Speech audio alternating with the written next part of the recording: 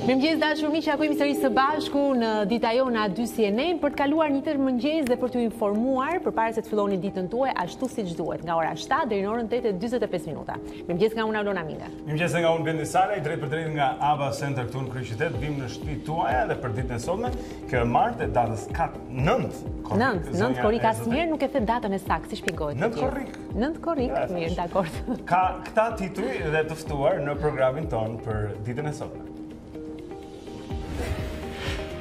Socialistët duket se janë të vendosur për të larguar Ilir Metën nga karrigja e presidentit, kështu që në një seancë posaçme në Kuvend ata kaluan gjatë së hënës për debat dhe miratim ngritjen e komisionit hetimor për shkelje të rënd të kushtetutës nga ana e presidentit Meta, me zhdërkëtimin e 30 qershorit.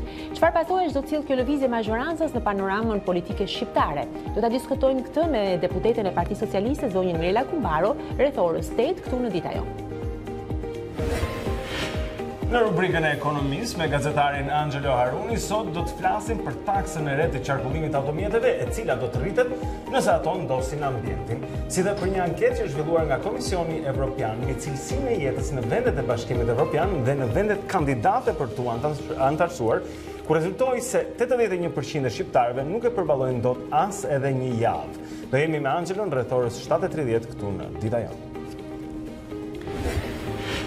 Ndryshe nga që jemi mësuar ta shohim në rolin e gazetarit, Aleksandër Qipa vjen përpara lexuesit në rolin e poetit, me vëllimin e tij të katërt poetik, Deti nuk ka port. Përmbledhja me 82 poezi kushtohet jetës në të gjitha aspektet e saj, dashurisë, mallit dhe vdekjes. Me gazetarin Qipa do të bisedojmë në studio në orën 8:30. Kemi këto headline sot kaq sakta me orë fikse për secilin nga ata që do të jeni sot në program, po shkëlqyshëm, pëlqen si stil. Por ja, duam të pyesim ju dhe në fakt ju kemi pyetur gjatë ditës djeshme në Facebookun e A2 dhe përgjigjet kanë qenë, siç Alona po më thoshte. E vërtet, gati 82 mesazhe paktën gjatë këtyre orëve të fundit të darkës edhe tani në mëngjes, sepse kemi vendosur një pyetje që bëjmë për herë në programin tonë, jeni pro apo kundër shkarkimit të presidentit Meta, duke qenë se përtej faktit të protestës së djeshme të opozitës që ishte ngjarja më kryesore, po gjithsesi mos harrojmë edhe në orën 5, në orën 17, patëm dhe një seancë ndryshe parlamentare, jo si çdo ditë e enjte, por këtë radhë ditën e hënë, për tu miratuar dhe u miratua me sa duket dhe ngritja e një komisioni hetimor për shkarkimin e presidentit Meta. Po përveç këtyre, pra kjo është pyetja për ju, nëse ju jeni pro apo kundër dhe nëse doni të argumentoni, mundeni, gjithashtu e mirpresim këtë shkarkimit të presidentit Meta. Pra mund na shkruani në faqen e A2 në Facebook, na gjeni atje dhe lini mendimin tuaj, pasi ky plan dhe na vlen dhe neve në program. Po patjetër do t'i lexojmë më pas. Koha tani për t'u informuar zonja e zotrin, do të lidhemi me redaksin e A2 ku na pret kolegu Erion Dushi, i cili na sjell bllokun e parë informativ çdo mëngjes. Mirëmëngjes për ty sot. Erion i dashur, linja është jote. Opozita e Bashkuar mbajti dje protestën e saj të 10 kombëtare, sikurse edhe më parshmja gjatë itinerarit të saj nuk u shënua asnjë incident apo përplasje, ndërkohë që Basha në fjalimin e tij përsëriti thirrjet për largimin e kryeministrit Rama.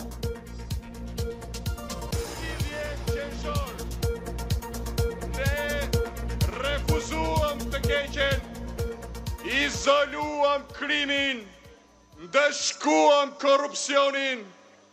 30 qershori është një referendum kundër të keqes. Rama ik! Rama ik! 85% e shqiptarëve e refuzuar regjimin e tij. Refuzuan krimin e korrupsionin, refuzuan varfrin dhe mungesën e shpresës. Rama ik! Këshilli i lartë i prokurorisë nisi procesin e intervistimit të kandidatëve për strukturën e posaçme kundër korrupsionit dhe krimit të organizuar në praninë e ndërkombëtarëve me anë të pikëzimit dhe anës profesionale.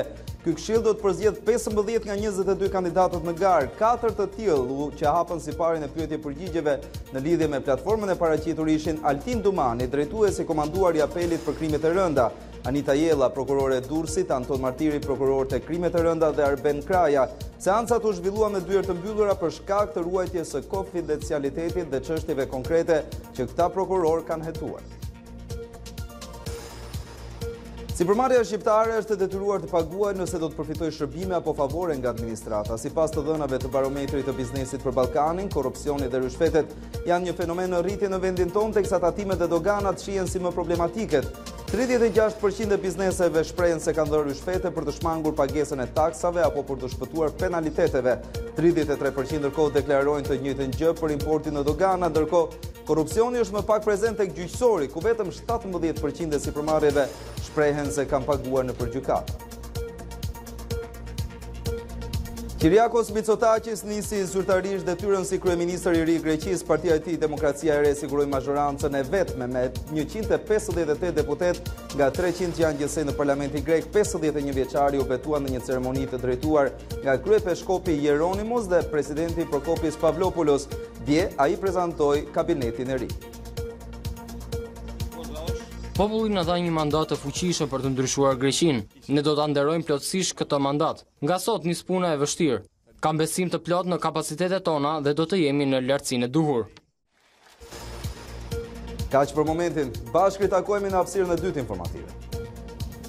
Faleminderit Erion për informacionet e para të kësaj dite. Ne vazhdojmë me këtë blok të parë informativ për t'ju thënë se si është edhe moti në ditën e sotme. Vazhdojmë të qëndrojmë në temperatura të larta, por me sa duket kemi ca shpresa këto ditë, paktën Tanja diçka më tha, por duam të dim diçka më shumë nëse do të kemi një freskim.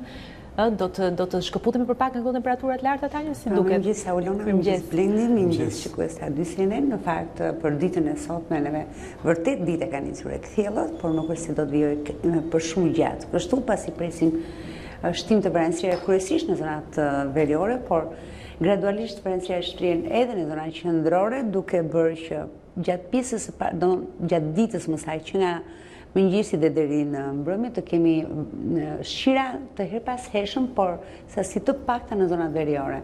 Vetëm sonte vonë në mbrëmje dhe gjatë orëve të para të natës, pra po themi nga ora 10 e mbrëmjes dhe deri nga ora 2-3 e mëngjesit tjetër, presim shirë në formë rrebeshi në zonat veriore dhe pjesë më të madhe të qendrës. Mbetet pa shira, po themi një prerje diagonale nga Fier Berat, Tepelen Përmet dhe drejt perëndimit. Pjesa tjetër do të marri rrebeshje shiu, por nuk rrezivojnë shumë. Ka shkëputi gjatë natës dhe pjesës së parë të ditës së nesërme për të rikthyer sërish vonë pas ditën e mbrëmjes. Megjithatë do ta ndiejmë po patjetër, sepse kemi jo vetëm rënje të temperaturave. Sot është rënje shumë e lehtë, por e mërkura entja dhe jo vetëm rënje të temperaturave, por her pas here prezencë të vranësire dhe shirave, dhe kjo e bën më të ndjeshëm freskimin e motit në territorin shqiptar. Temperaturat sot kam mësuar një rënje shumë të lehtë në fakt në orët e mëngjesit, po ka që i letë është edhe në mesditë. Mëngjesi do të kemi prezencë të vranësire, nuk presim më shumë se 34 gradë Celsius maksimumi në rang territori gjatë ditës së sotme, dhe kjo kryesisht në pjesën më të kthjellët të Shqipërisë, pra ju perëndimi i territorit shqiptar. Mëngjesi ka shënuar minimalen 13 në zonat malore, ndërkohë është shënuar deri 20 gradë Celsius minimumi gjatë orëve të mëngjesit në zonat bregdetare dhe të ulta. Mos harrojmë që kemi qenë në vlerat 25, por në zonat veçanta dhe 26, pra minimale në 24 orë që e kemi diskutuar dhe gjatë fundjavës në detaje. Ky është informacioni për territorin shqiptar. Shumë mirë. Pra me sa duket dal nga dal pak në disa ditë pushim me temperatura më të lehtë. Pse? Është lajm i mirë ky gjithsesi. Po disa ditë për disa ditë do të kemi. Do ta ndiejmë mirë, shumë mirë. Përdesa e thot Tanja, do të shkojë. Tash s'po din njerëzit flen bash apo prapë, që ai s'po hapësh natën. Atëherë, tani do të shikojmë se si është trafiku në këtë moment të zonës Zotrin në kryeqytet për të parë nëse arrini dot apo jo në kohë për atje ku jeni nisur, siç mund ta shohim nga harta, në të gjelbër shënohen ato rrugë të kryeqytetit të cilat kanë trafikun më të lirshëm, ndërkohë që me të kuqe mund të dallojmë ose portokalli atje ku ka vonesa, dhe me të shohim tani është ende herët, por vonesa po formohen në rreth rrotullimin e Shqiponjës në hyrje të Tiranës, pra e shikoni atë në krahun e majtë të ekranit. Teodor Keko paraqitet mjaft mirë, është e gjelbër në të dyja krahat Unaza e Re, do thotë se ka qarkullim të lirë, po ashtu të lirë ka qarkullimin edhe rruga Dritan Hoxha drejt rrotullimit të Zogut të Zi, i cili gjithashtu shënohet i tëri në të gjelbër. Shohim se ka vonesa tek semafori i 21 dhjetorit, nëse jeni drejtuar për nga Vasi Çanta Shanto, pra vini tek inxhinieria, si quhet Fakulteti i Inxhinierisë atje dhe jeni drejtuar për nga Vaci Shanto, ka një pritje jo të vogël, sepse shikojmë që zgjatet në Portokalli tek 21 dhjetori. Rruga e Kavajës gjithashtu ka disa grumbullime në semaforët e saj, si në drejtim të kombinatit në 21 dhjetori, ashtu edhe në drejtim të qendrës, pra drejt sheshit Skënderbej. Shohim gjithashtu se ka formim të trafikut tek semafori i rrugës së Dibrës, kur kjo takohet me rrugën e barikadave pranë sheshit Skënderbej, dhe diçka gjithashtu tek qendra spitalore universitare Nën Tereza lart në rrugën e Dibrës. Shohim zonën e Brylit dhe semaforin para Brylit, kryqëzimin e Hoxha Tasim me rrugën Bardyl, që ka pak trafik në këto momente, grumbullime, dhe diçka më shumë tek rruga Elbasanit, ndërsa kjo kryqëzohet me projnë e Lanës, pra në bulevardin Bajram Curri aty në Unaz. Ka formim të trafikut, diçka tek Fakulteti Ekonomik dhe më poshtë tek semafori i kryqëzimit. Pra, përveç kësaj, Tirana qarkullohet ende lehtë dhe lirshëm. Kjo do të zgjanë si fare pak, unë isha në trafik dje dhe më duke sigur jam akoma atje, me thënë drejtën gjatë gjithë ditës ngjeshja në kryeqytet është e tmerrshme. Rrugën e Dibrës dhe nuk e di. Ndoshta dhe Vapa duket sikur e rëndon akoma më tepër atë ndjesimet që nduarit në trafik për orë të gjata. Mirë. Dakor, do t'ju themi dhe më pak më vonë se si do të jetë trafiku, ndërkohë që ju përgatiteni për dalë nga shtëpitë tuaja, por mos dilni nga shtëpitë pa marrë një tjetër informacion të rëndësishëm, siç është edhe sporti, sepse besoj ka shumë sidomos. Po mendoj se ndoshta Shkëndia nis sot aventurën në Champions League. Se ç'kam një kështu, një Kris Martiro do të na informoj. Kristi, mirëmëngjes. Mirëmëngjes. Isha e saktë apo jo?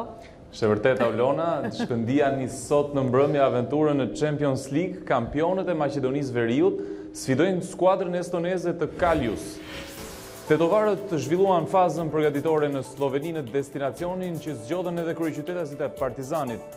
Së fundi Shkëndia është përforcuar me mesfushorin Juan Felipe, futbollisti ardhur nga rivalët e Vardarit. Takimi i parë i vlefshëm për turin e parë të Champions League do të zhvillohet në transfert në kryeqytetin estonez të Tallinit.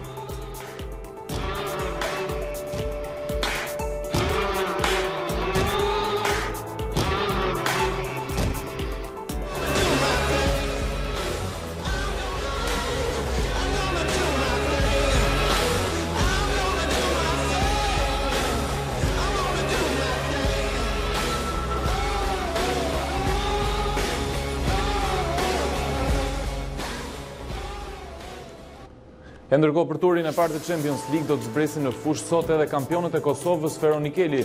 Pas kalimit me sukses në fazën para eliminatore, skuadra nga Drenasi i Kosovës do të përballet me skuadrën e The New Saints, skuadrën kampione të Walesit. Feronikeli ka mbyllur përgatitjet e fundit dhe është gati për ndeshjen më të rëndësishme të historisë së tyre, pasi për herë të parë do të kenë mundësinë të provojnë kualifikimin për në turin e dytë të Champions. Ndeshja e parë do të jetë ajo në transfer në OS Street të Walesit. E do të mbetemi tek Kosova, do të flasim për një nga futbollistët e kësaj përfaqësuese, pikërisht Vedat Muriqi, i cili është prezantuar tek ekipi i madh i Fenerbahçes. Pas sezonit të kaluar në kampionatin turk tek Rizespor, Muriqit do t'i duhet shumë mund për të treguar aftësitë e tij krahas sulmuesve të tjerë të njohur të Fenerbahçes. Prezantimi i sulmuesit është bërë në një mënyrë krejt të veçantë dhe origjinale. Sulmuesi u shfaq në rolin e një spikeri në kanalin televiziv të klubit, ku prezantoi kronikën e radhës, e cila fliste për një afrim të ri në skuadër. Në kronik shfaqej vetë futbollisti ndërsa nënshkruante kontratën me drejtuesit e klubit turk. Sulmuesi i Kosovës do të mbajë fanelën me numër 94. Karşınızdayız. Ana haber bültenimize bir imzayla başlıyoruz. Kosovalı forvet Vedat Muriç, Türkiye'nin en büyük ailesine katıldı. Kulübümüz golcü futbolcu ile 4 yıllık sözleşme imzaladı. İşte o, bundan beri hayalini kurduğum, çubukluya kavuştuğum için bu taraftara, bu şanlı tarihe inşallah adım veriyorum. Azdren Lullaku, futbollist i cili më herët ka qenë pjesë e kombëtares shqiptare, do të luajë së bashku me Elis Bakajn tek skuadra e Shakhtar Soligorskit në kampionatin bielorus të futbollit. Sulmuesi 31 vjeçar, i cili sezonin e kaluar ka luajtur me Astrën në Rumani, ka njoftuar nëpërmjet rrjeteve sociale nisjen e aventurës së re. Lullaku ka një karrierë të pasur në Rumani, ndërsa është aktivizuar edhe me Entelën në Itali, ndërkohë që me kombëtaren shqiptare ka luajtur plot 6 ndeshje. Të ishin zhvillimet shkurt për këtë hapësirë të parë informative. Super, faleminderit Kris, ja ku e morëm dhe informacione para sportiv nga Kris Martiro sot në Dita Jonë, zonë zotrin tani në shkolla për të bërë pak leksionin e historisë. I gati sysh? Po, gati, sa ishte data sot dhe njërë? Sot është 9 korrik. Bravo, mirë. Dhe tani do shkojmë pas në shekuj e vite për të parë se çfarë ka ndodhur në 9 korrik, që ka rëndësi ta përmendim sërish. Kjo quhet kjo datë në histori. Ne do të rikthehemi me mediat online, disa prej titujve kryesor. Shihemi pas pak.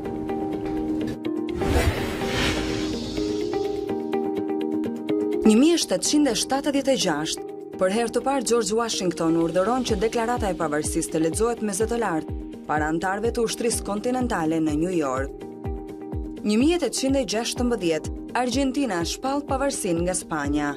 Kolonizimi spanjoll i rajonit kishte filluar në vitin 1512. Pavarësia u pasua nga një luftë civile deri në 1861, e cila përfundoi me riorganizimin e vendit si federat me Buenos Airesin kryeqytet. 1850, Zachary Taylor, presidenti 12 i Shteteve të Bashkuara, ndorroi jetë në Washington pas vetëm 16 muajsh në postë.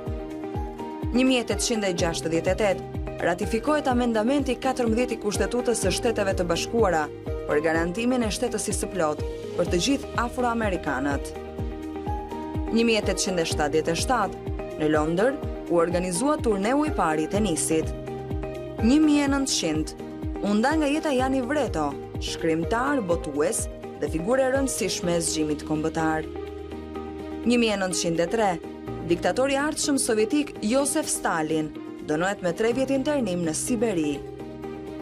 1922, Johnny Weissmuller noton 100 metra stil të lirë në 58.6 sekonda, duke thyer rekordin botëror dhe kufirin 1 minutë në këtë lloj gare sporti. 1957, lindi në Tiranë Ardian Klosi, publicist, përkthyes, opinionist dhe aktivist. Ai i dha fund jetës së tij në 26 prill të 2012-s. 1997, boksieri Mike Tyson u ndalua të boksonte dhe u gjobit me $3 milion pasi i këputi veshin kundërshtarit të tij, Evander Holyfield. 2001, një gjykat në Kili vendos se generali Augusto Pinochet nuk mund të gjykojë për shkelje të drejtave të njerëzit për shkak të shëndetit të tij të përkeqësuar. 9 korriku është dita e shkatërrimit të armëve. Kthehemi edhe një herë këtu në Dita Jonë në ekranin e A2 CNN, tani për të parë diçka mbi mediat online, zonë zotrin do të klikojmë disa prej titujve kryesor, duke filluar me faqen e televizionit ton, është a2cnn.com. Po e kemi ndërkohë në ekran për të parë të titujt kryesor, ku natyrisht vendin më dominuan se zë dhe protesta dje e opozitës. Pra protesta e 10 e saj, ku Basha ka deklaruar ndër të tjera, Rama nuk e theu dot vullnetin e shqiptarëve. Protesta e opozitës, Rama reagon duke cituar generalin kinez. Monika Kryemadhi, edhe 13 tetori është problematik. Ndërkohë që ish kryeministri Berisha është shprehur 13 tetori datë ligjore për zgjedhjet, protesta deri në fitore. Shqiponja, Gomer dhe kuti votimi, protesta e opozitës në foto, pra janë këto simbolikat që janë përdorur në protestën e djeshme të opozitës. Por ndërkohë mund të lexoni edhe të tjera, Bogdani, opozita në parlament e bler nga kryeministri. Ndërkohë kemi gjithashtu dhe thirrjen e ambasadës amerikane, i cili bëri dje apel shtetasve të saj që qëndronin pra larg protestës dhe të bënin kujdes. Por ndërkohë kuvendi miratohet ngritja e komisionit hetimor për shkarkimin e presidentit. Do të marrim informacion më të detajuar këtë kur të kemi edhe deputeten Mirela Kumbaro këtu në studio. Ndërkohë që lexojmë ndër të tjera, Fondacioni Soros reagon ndaj akuzave të presidentit Ilir Meta. Bashkimi i misioneve diplomatike Shqipëri-Kosovë, Rusia, lëvizje provokuese dhe fundit që lexojmë në A2 CNN, futen në banesë grabitësit vrasin të zotin e shtëpisë. Pra këto dhe të tjera mund t'i gjeni në faqen e a2cnn.com, por siç e themi për herë mund të shkarkoni edhe aplikacionin, pra që është A2 CNN në telefonin tuaj, ku e keni ndërkohë, mos harroni sepse është pikërisht ky aplikacion i cili mund t'ju mbajë të informuar gjatë gjithë kohës dhe na ndiqni edhe ne në programet tona. Ecim më tej. Shkojmë tek panorama, zonë zotrin, për të parë disa prej titujve kryesor në këtë media sot në mëngjes dhe shohim ja ku është e para. Kandidati për guvernator në Shtetet Bashkuara, Peter Lumaj, Shqipëria humbi sovranitetin më 30 qershor. S'ka dialog pa u dënuar autorët e dosjeve 184 dhe 339. Kryemalli, si mund të ulesh me hajdutin dhe t'i thuash faleminderit. Unifikim ambasadash Shqipëri-Kosovë. Rusia reagon ashpër, lëvizjet të tilla shkatruese i kanë konsideruar ata pra në reagimet e tyre ndaj idesë unifikimit të ambasadave mes Shqipërisë dhe Kosovës. Autori që lloi 3 herë drejti. Zbulohen detajet e reja nga vrasja e babait të 2 fëmijëve në Korçë, kishte ardhur nga Shtetet e Bashkuara të Amerikës. Fituesit fillimisht fitojnë, pastaj nisen. Është kryeministri Rama pra që ka reaguar në rrjetet sociale ndaj protestës së mbrëmshme të opozitës dhe e fundit që lexojmë tek Panorama është opozita e ka dëgjuar klithmën e shqiptarëve më 30 qershor. Basha në mbyllje të protestës pra thotë që absolutisht prioriteti absolut tani është dhe më tej do të lexoni në brendësi të Panoramës se çfarë është prioriteti absolut sipas Bashës. Kjo inkarrem kurioziteti pra për të tërhequr në një klikim më tepër. Mirë, eci më tej ndërkohë ishte Panorama, lexojmë një tjetër të përditshme në këtë mëngjes për parë titujt kryesor. Jemi tek Mapo, pra dhe titujt që vinë në këtë mëngjes. Fotot pikante çfarë nuk u pa nga protesta e opozitës ditën e djeshme i gjeni tek Mapo. Me sa duket, ndërkohë që lexojmë protesta e ditë opozitës, reagon dhe kryeministri Rama. Mbi 2 orë protest, Basha, rotacioni politik, po vjen. Zgjidhja nuk do na vinë nga jashtë, Basha, beteja është e jona. Pamje me dron nga protesta e opozitës, pra janë pamje këto dhe foto që ofrohen nga Mapo dhe për të kuptuar më mirë pra se çfarë ndodhi dje.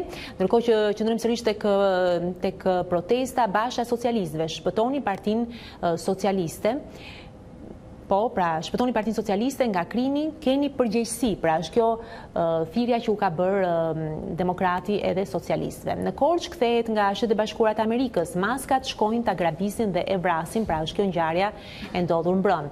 Dhunimi i lirisë së shprehjes, të rinjt mbyllin gojën me erë të vënë dhe e fundit që lexojmë tek Panorama, fotomontazhi Edi Rama duke votuar me Nexhmie Hoxhën, pra janë këto disa nga simbolikat që janë përdorur në protestën e ditës së dieshme që duhet thënë ishin të pranishme, ndryshe mbase edhe nga protestat e mëparshme të opozitës kishte shumë simbolika të kësaj natyre dhe e bënim se jo dhe interesante këtë protestë të 10 të opozitës, por ne ecim më tej. Okej, do të shkojmë më tutje tani për të parë disa prej titujve tek shqiptarja.com, është e radhës ndër mediat që lexojmë, mbyllet paqësisht protesta e opozitës, Basha tashmë aksion i ngjeshur politik. I shtypim pa mëshirë kriminalet, pra nga fjala përmbyllse e zotit Basha, i cili ka qenë i vetmi që ka folur në protestën e djeshme dhe praktikisht në gjitha protestat e opozitës edhe pse ato janë popullore. Fondacioni Soros, komentet e presidentit Meta për komplot janë të çuditshme. Ka qenë në një reagim pra i fondacionit lidhur me komentet që zoti Meta drejtoi ndaj miliarderit dhe filantropit George Soros. Shkarkimi Meta, 3 muaj në hetim, Rama i çoroditur nga drejtësia, hakrrues që duhet ndaluar, e ka derdhur kupën. Është Kuvendi i Shqipërisë i cili ka votuar me 101 vota pro dhe 6 vota kundër ngritjes së komisionit hetimor parlamentar për shkarkimin e Ilir Metës nga posti i presidentit. Lëvizim më tej tek shqiptarja.com ishte kthyer 2 ditë më parë nga Turqia e gjendet i vrarë me armë zjarri 57 vjeçari në Korçë. Është fjala për Gramoz Nakon, pra i cili është vrarë në banesën e tij në qytetin e Korçës. PD braktiset nga simpatizantët, pjesëmarrje e ulët në protestë, shënon shqiptarja.com sot në mëngjes lidhur me protestën e djeshme bashkë me një video shoqëruese. Dhëndri italian pastron parat e parajsës fiskale përmes vjerrës pogradecare, sekuestrohen pronat 1 milion, është një tjetër titull tek shqiptarja.com. Me kaq që mbyllim këtu, do të shkojmë në një tjetër mediat, shikojmë se çfarë ofrohet atje si lexim për këtë mëngjes. Ecim më tej dhe jemi tani me Java News, titulli kryesor të saj, dhe shikojmë në qendër të vëmendjes është kryeministri Rama, i cili citon generalin kinez pas protestës, pra është kjo mënyra se si ai ka gjetur për të përgjigjur pra protestës opozitës. Reagon Fondacioni Soros, komentet e Metës për komplot të çuditshme. Ndërkohë që ecim më tej, mesazhi, Meta merr drejtimin e protestës, urime 85% bojkotuan në 30 qershor. Ndërkohë lexojmë sërish në Java News, protesta e parë e opozitës pas zgjedhjeve të 30 qershorit, pra gjithçka që ndodhi dje. Shkarkimi i presidentit Meta, 101 deputet votojnë pro ngritjes së komisionit hetimor. Meta ndërhyri me dekret për indezjen e protestës në shuarje. Një president, Haxhi Shamil, është kjo një deklaratë e shkëputur nga fjala e kryeministrit dje në parlament. Rama, Ilir Meta, kur flet seriozisht, të bën për të qeshur. Një mit sokoli me kostum banjo, pra ka ironizuar me sa duket kryeministri. Fillon procedura për largimin e Ilir Metës, deputeta e Partisë Socialiste kundër përgjigje juridike për Ilir Metën. Dhe e fundit që lexojmë tek Java News, zbulohet skema e ikjes jashtë shqiptarët shfrytëzojnë Spanjën për Britaninë e Madhe. Pra me sa duket jo vetëm Gjermania është pika ku shqiptarët preferojnë të shkojnë dhe të largohen për një jetë më të mirë natyrisht, por me sa duket edhe Britania e Madhe është një tjetër vend që duan ta arrijnë. Patjetër, por në Spanjë është më të bukur. Është më kalime. Po patjetër. Shikojmë tani se çfarë ka në një tjetër media zonë zotrin këtë mëngjes, është monitor që kemi të radhës me titull nga lëmi i ekonomisë dhe biznesit. 2012-2017 ardhurat për frymë në Shqipëri u rritën më pak se kudo në rajon, kjo në Deku rajon, të ardhurat tona pra më të voglat në rritje. Shohim një tjetër titull tek Monitor, të rinjtë sot mbrezi humbur, vegetimi në nivele alarmante. Edhe ky një titull depresues, lexojmë të tretin. Ndërtimi lulëzon agjencitë e pasurive të paluajtshme me rritje dyshifrore në 2018. Pak më mirë me këtë. Dhe e fundit që lexojmë tek Monitor, gati projekti i Bashkimit Evropian për Inovacion Horizon 2021-2027. Si mund të përfitojë Shqipëria? Për të lexuar më shumë hollësi nga këto lajme, pra ju ftojmë tek Monitor.al sot mëngjes. Eci më tej, vazhdojmë me pasqyrën e mediave online në këtë mëngjes, data 9 korrik, të shikojmë çfarë ka interesante tjetër dhe jemi tani te koha.net, pra shkojmë në Kosovë. Ramadani synon në Feronikelin ta kthejë në Prishtinë pa humbje nga TNS-ja, pra është ky një lajm që vjen. Hamza faqëson qeverinë Mustafa për 53 milionët nuk e kuptova mirë atë shkrim, gjithsesi do rikthehet sërish ai lajm. Juridiku mbetet synimi të rinjve për të filluar studimet. Mund të lexoni ndër të tjera, Haradinaj, Kosova e Mali i Zi janë gati për rishikimin e kufirit në drejtim të Kullës dhe Çakorit. Ministri Shala urdhëron mbylljen e festivalit Beer and Wine dhe mund të lexoni ndër të tjera, pra ja i rikthemi sërish lajmit. Hamza pra faqëson qeverinë Mustafa për 53 milionët e Bechtel dhe Enkas. Dhe e fundit që lexojmë te koha.net, Hamza alarmon se ndërmarrjet publike në Kosovë po keq menaxhohen dhe këto të tjera pra mund t'i lexoni duke klikuar në koha.net këtë mëngjes për të kuptuar se çfarë ndodh në Kosovë. Dhe si përherë nga Kosova shkojmë në Amerikë tani për të parë detyrat kryesore të CNN se çfarë ka interesante. CNN.com është radhës pra, do shikojmë disa prej titujve që shfaqen këtë mëngjes në faqen e CNN-it dhe ja ku është i pari. Vetëm një muaj mbas vizitës në Shtetet Bashkuara në Britaninë e Madhe, presidenti Trump ka rifilluar komentet ku i tregon Mbretërisë së Bashkuar se kush është shefi edhe kush komandon. Pra, ka një debat midis presidentit amerikan dhe Mbretërisë së Bashkuar në këtë rast. Ndërkohë Kina ndërpret popstarin nga Hong Kongu gjatë fjalimit të saj në Kombet e Bashkuara, është një tjetër titull tek Top Stories në krye të faqes në mes. Pra, gjithashtu lexojmë se si administrata Trump në krahun e djathtë të ekranit i ka aprovuar Tajvanit pra një shitje të madhe të armëve dhe shohim një numër tankesh që e ilustrojnë këtë lajm me foton në faqen e CNN. Gjithashtu shikojmë se si udhëheqësia në Hong Kong thotë se projektligji për ekstradimin drejt Kinës është i vdekur, megjithatë nuk e tërheq atë plotësisht edhe pas 2 milion njerëzve në rrugët e Hong Kongut, nga sa duket trysnia nga ana tjetër është gjithashtu shumë e madhe për atë që të mos e bëj këtë tërheqje që po i kërkohet specifikisht nga protestuesit atje, pra që ky projektligj të tërhiqet një herë mirë. Gjithashtu mund të lexoni nga historia e teknologjisë pak më poshtë në faqen e internetit, se si Bill Gates tregon që Steve Jobs i majgjepsi njerëzit duke u kërkuar atyre që ta shpëtonin Applein, kompaninë Apple pra, siç ndodhi në vitet 80 dhe 90 ku Apple pati një rikthim madhështor që e gëzon akoma dhe sot si pasojë e karizmës që aplikonte Steve Jobs mbi njerëzit. Mirë, kaq nga CNN tani në mëngjes, më shumë mund të lexoni duke shkuar tek e faqja, pra ka plot materiale, siç ju a shpjeguam një me një. Shkoj tani për t'u larguar pak.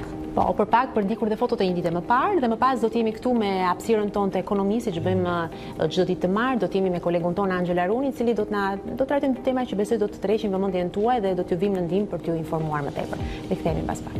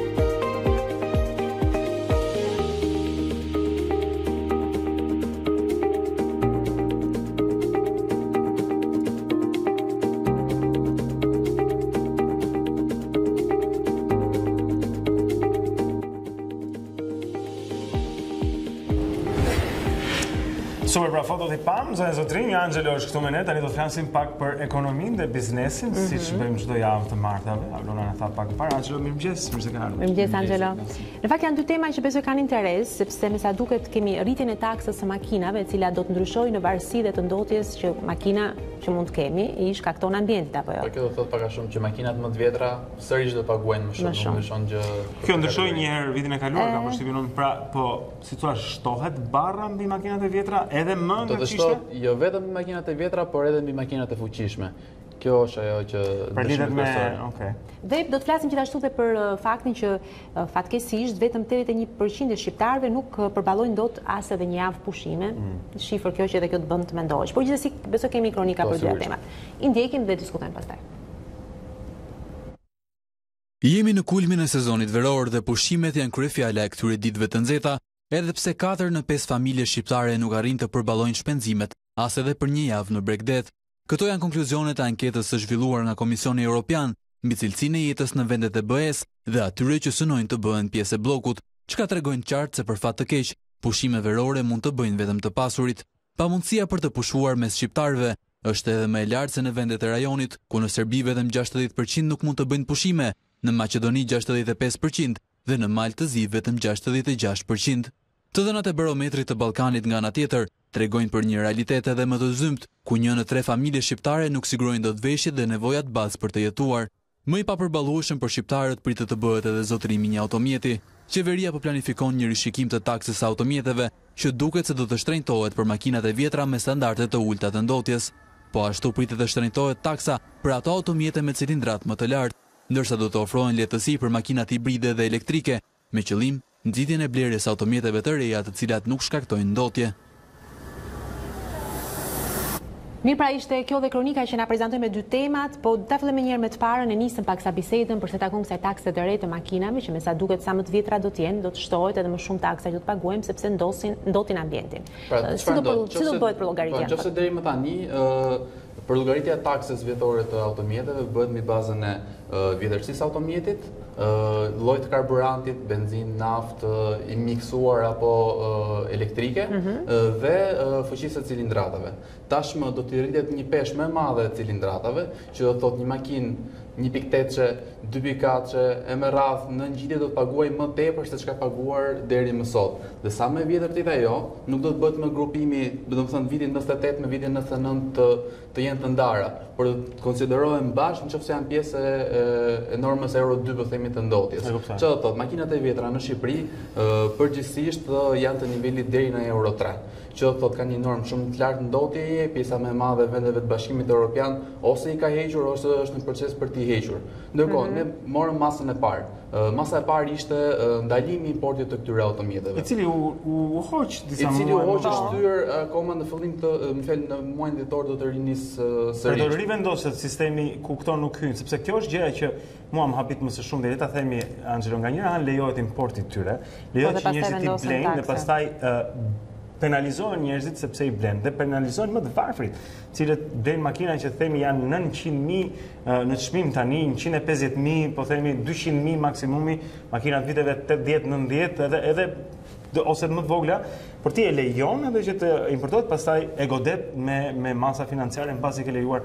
Kjo më duket nonsens ekonomik ndaj popullit. Edhe me këtë shtrëngim që do të bëhet ndaj importit të tyre, do të thotë që ato që do jenë qarkulluese në Shqipëri do të rritet vlera, që do të thotë një kosto më tepër për ata që do duan të blejnë një automjet.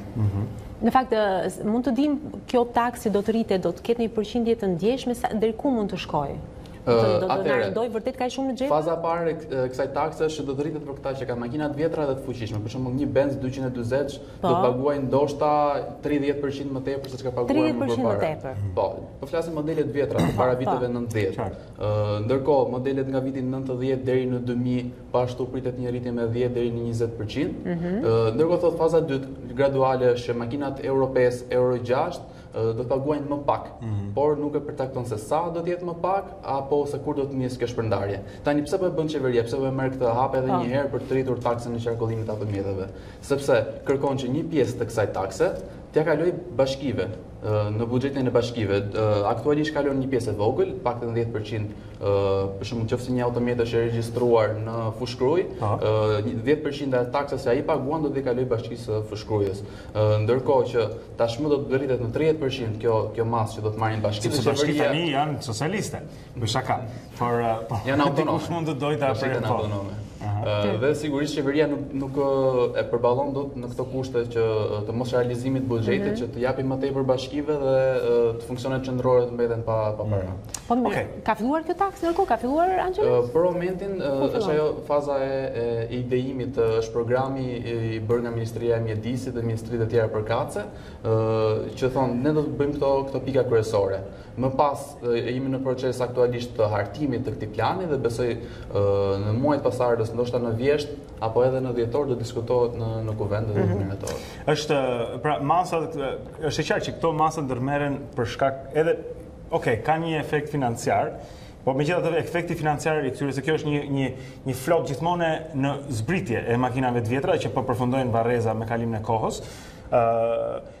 Kështu që mendoj që parësore në këtë është pastrimi i ajrit dhe mos lejimi i ndotjes së tashme që këto mjete shkatrojnë sesa mbushja e buxheteve. Po nga ana tjetër, fatkeqësisht këto rëndojnë më tepër mbi ata që janë më shumë në nevojë, njerëz që nuk mund të blejnë mjetet të 2017 apo 2019 dhe janë akoma duke rregulluar punët e tyre të transportit familjar ose punët e tjera me mjete më të vjetra. Kështu që do apo s'do kjo ka rëndes financiare tek shtresat më të ulta ekonomike. Me që jemi shtresat e ulta ekonomike, dhe ata që vuajnë më shumë, po themi, tani në vap, duket sikur 81% e shqiptarëve, sipas raportit, nuk arrin dot të pushojnë. Është një anketë zhvilluar nga Komisioni Evropian mbi cilësinë e jetës në vendet e Bashkimit Evropian dhe në vendet kandidate për tu antarësuar. Dhe me sa duket 81%, më ndihmo Angelo, pra e shqiptarëve nuk e përballojnë dot. Përballojnë dot qoftë edhe një javë vetëm me pushime. Por nuk është se janë më mbrapa te vendet e tjera, për shembull në Malin e Zi, 66% të pyeturve janë përgjigjur se nuk kanë mundësi të përballojnë këtë pushime,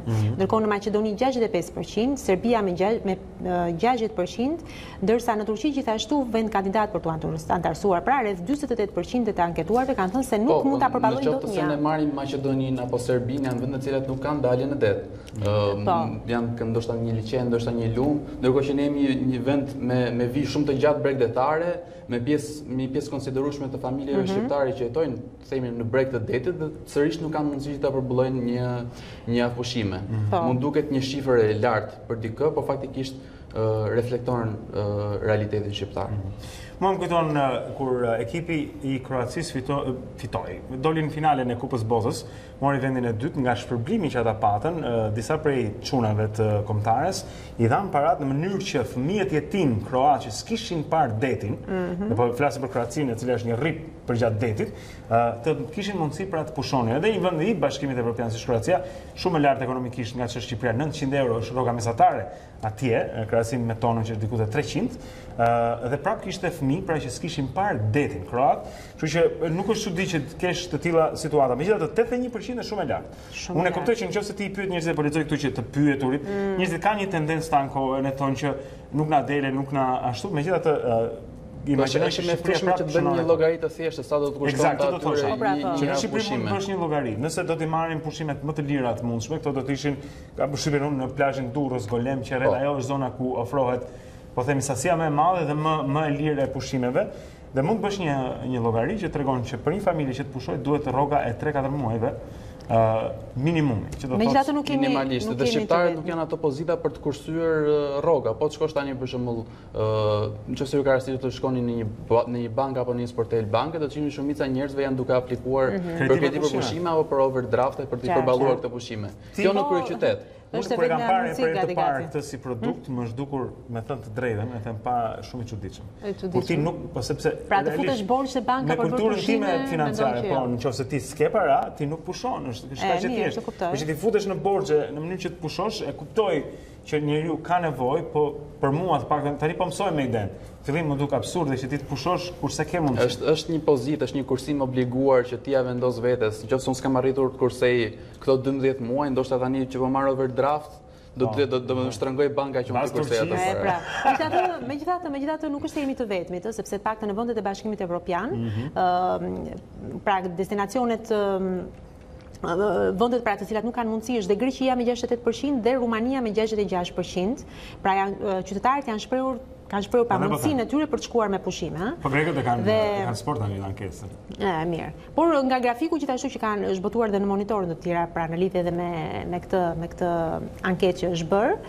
Vjetëri se përgjigja më e lartë e njerëzve që kanë shprehur pamundësinë për të shkuar me pushime janë në vende që cilësohen si top destinacione dhe kjo është më e bukur, për shembull. Po, sepse kjo ndodh edhe për shkak të turizmit. Imagjinoni Greqia, Çipro, Portugalia dhe Kroacia. Po Kroacia pra se në Dubrovnik duhet të paguash 5 euro për një shishe ujë. Tani, për shkak se Game of Thrones u xhirua atje, tash gjithë këta të Game of Thrones duan të shkojnë në Dubrovnik.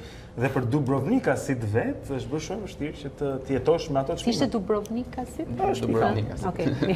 Kjo ndodh edhe për Shqipërinë fatkeqësisht, ka nisur të shfaqen efektet e para të turizmit masiv. Që do thotë këto zona ndoshta dikur ishin populluara apo që po harroheshin, si puna e Durrësit, tashmë janë rimëkëmbur, janë ringjallur, çmimet po shtrenjtohen, bizneset jo shtritur qeraja, gjithçka sigurisht është një kosto që reflektohet edhe tek ata që shqiptarë që nuk janë turistë të huaj, por sërish do detyrohet të paguajnë më shtrenjtë. Kur doli nga burgu ai të gjithë fajin e ka parajsa, nuk i thoshin, "Hanno comprato tutti americanit." Dhe kanë blerë amerikanët të gjitha, kështu që. Mirë, ke një tjetër pyetje për të bërë? Kisha një pyetje po, sepse na bëri përshtypje në bllokun e parë informativ me Erion Dushin kur po e dëgjonim këtu, pra ishte edhe ky ishte kjo kronikë e bazuar në të njëjtin barometër të Ballkanit, pra ku morëm shifrat edhe për pushimet për cilat folëm deri tani, dhe flitej për rishpetin i cili konsiderohet në rritje. Kjo më surprizoi se që ka rishpet e që ka shumë të e dia, po që t'ishte edhe në rritje, paturpsia e kësaj në gjithë të që po flasim duket e çmendur. Megjithatë, tregonte kronika që 36% e bizneseve të anketuara thonë se kanë dhënë rishpet. 33% në dogana, ku ishte kjo ishte kush ishte më problematike? Më problematike ishin tatimet dhe doganat. Ajo dihet gjithmonë kanë qenë në dy sektorët më problematik, për shkak sepse bizneset u shpëtojnë edhe mbledhjes së të ardhurave, ndoshta paguajnë diçka më pak për importin. Këto janë edhe ato më problematiket. Shifra është në rritje nga viti në vit, ne kemi qenë një vend që raportonte dikur 5% apo 7% prani të korrupsionit. Ndërkohë, bizneset tashmë në ombrellën e kësaj anketës deklarohen ndoshta edhe më të sinqerta dhe thonë që po kemi dhënë rishpete. Ajo që është më kontradiktore është që kur i pyet a mendoni se është një praktikë e zakonshme që të jepen rishpete në Shqipëri për të marrë shërbime, ato 21% thonë po. Ndërkohë kur pyeten e bizneseve. Që do të thotë që janë shërbime në shkallë të gjerë edhe që janë rishpete konsiderueshme, përsa kohë që edhe bizneset i dinin saktësisht se ato duhet ishte shumë akti rishpeti. Që do thotë janë çmime të mirë përcaktuara në treg. Kafe fikse po. Si te lista berberit kur macchiato, gjithçka përkthehet. Dhe përpara se të ndajemi sa ka vajtur euro, se do të pyesim tani derisa ta mbyllim emisionin. Euro është konstant në 122 lekë për gjatë javëve të fundit. Pritet një ulje vogël, por nuk jemi aq pesimist sa një muaj më parë kur thoshim të bjerë në 120. Mirë, në rregull. Do të thonë jemi tek 122? Po. 122. Mirë, shumë mirë. Dakor, ishte kjo hapësira e ekonomisë, shpresoj të kemi qenë të dobishëm në këtë momente. Falenderoj Angelo natyrisht që është i pranishëm në emisionin ton. Dhe ne vazhdojmë më tej sepse kemi tira informacione për t'ju dhënë, është bloku i dytë informativ. Kujtojmë edhe një herë tjetër dhe pyetjen tonë në Facebook apo jo? Ka shumë komente me qëra fjalla në Facebookun tonë, zonja e zotrim, por mund vini në Facebookun e A2CNN për të lënë komentin tuaj nëse mendoni se është i drejt apo i gabuar vendimi i mazhorancës për ta shkarkuar presidentin e Republikës Ilir Meta. Nëse kërkoni në ballinën e Facebookut dhe gjeni kollaj faqen e A2CNN, aty mund të informoheni gjatë gjithë kohës sepse ka vazhdimisht materiale që hedhim lidhur me lajmet që ndodhin, por edhe mendimi juaj na vlen ne, ndaj lijeni atje sot në mëngjes, në që ta kemi pjesë të programit. Unë po lexoj disa prej 90 gati komenteve që kanë ardhur ditën e djeshme, për shembull pyetjes, pra ne thamë edhe një herë, jeni dakord, jeni pro apo kundër? Qimi thotë jo, jam kundër, Beso, Aureli, Adnani thonë po, Eltoni thotë i vetmi organ kompetent për shkarkimin e presidentit është gjykata kushtetuese dhe përsa kohë nuk ka gjykatë, çdo veprim tjetër është antikushtetues. Adriti thotë në fakt duhen shkarkuar që të gjithë që nga Meta, Basha Rama dhe gjithë të tjerë që i shkojnë brapa këtyre hajdutëve të Shqipërisë. Artori thotë të shkarkohet dhe të hetohet. Dhe të hetohet. Vjollca thotë për këtë për gjithë këtë situatë ka përgjegjësi dhe presidenti duhet të kishte dhënë kontribut për mos dorëzimin e mandateve të opozitës dhe jo të bënte sehir dhe tani dele deklaron jo jam Iç Sokoli, jo jam Abni Rustemi, ja thua se po luftojmë me Turkun akoma. Është ky komenti që sjell Vjollca, ka të tjera pra janë pro kundër gjithsesi dhe argumentohet shumë mirë edhe nga teleshikuesit tanë pra qëndrimi që ata mbajnë, por që vazhdoni të shkruani, ne do t'ju informojmë në lidhje me këtë çështje.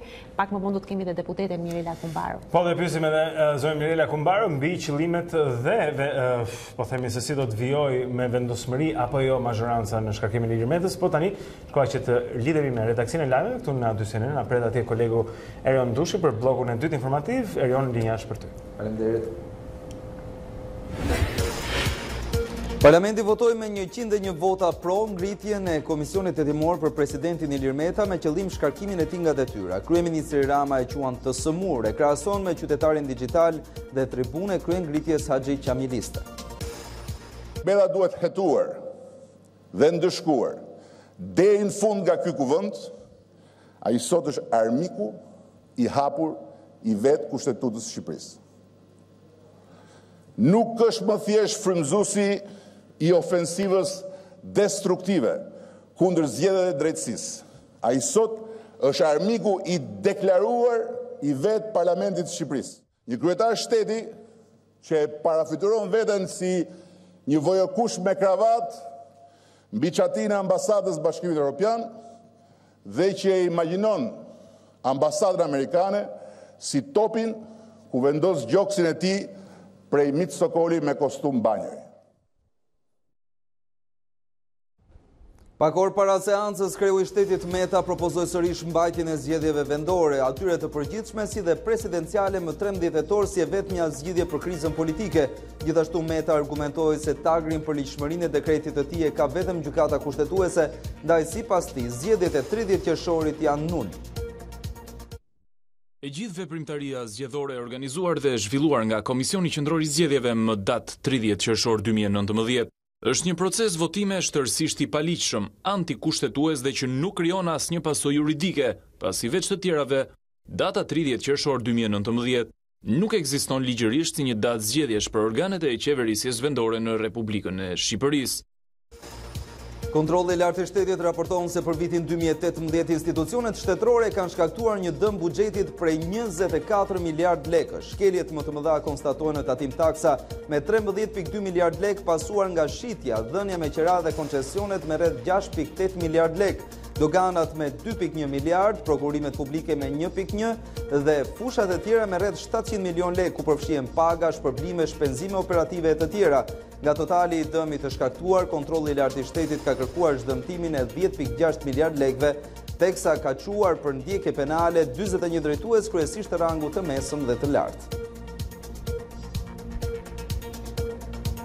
Kroacia shton përpjekjet për të ndaluar kalimin e migrantëve drejt Italisë përmes të ashtu quajturit itinerari ballkanik, e nxitur edhe nga qeveria e Romës. Kroacia ngriti një gard masiv në kufirin e Maljevac me Bosnjë-Hercegovinën. Patrullimet janë shtuar ndërsa autoritetet kërcënojnë të ndërtojnë një gardë edhe përgjat kufirit me Sloveninë. Kjo ka zemëruar emigrantët të cilët qëndrojnë prej muesh pranë kufive kroat në përpjekje për të udhëtuar drejt Italisë. Ishte gjithçka mbi informacionin. Faleminderit për vëmendje dhe miropafshim bashkë. Faleminderit Erion për informacionet e tjera që na sollen na servire gjatë ditës së sotme, ndërkohë ne ecim më tej, besoj doni të dini se si është edhe Ballkani, kontinenti Europa, pra çfarë temperaturash ka, nëse jemi larguar nga një nxehti i madh. Fuçi baruti thonë është Ballkani në terma të montit kësaj radhe.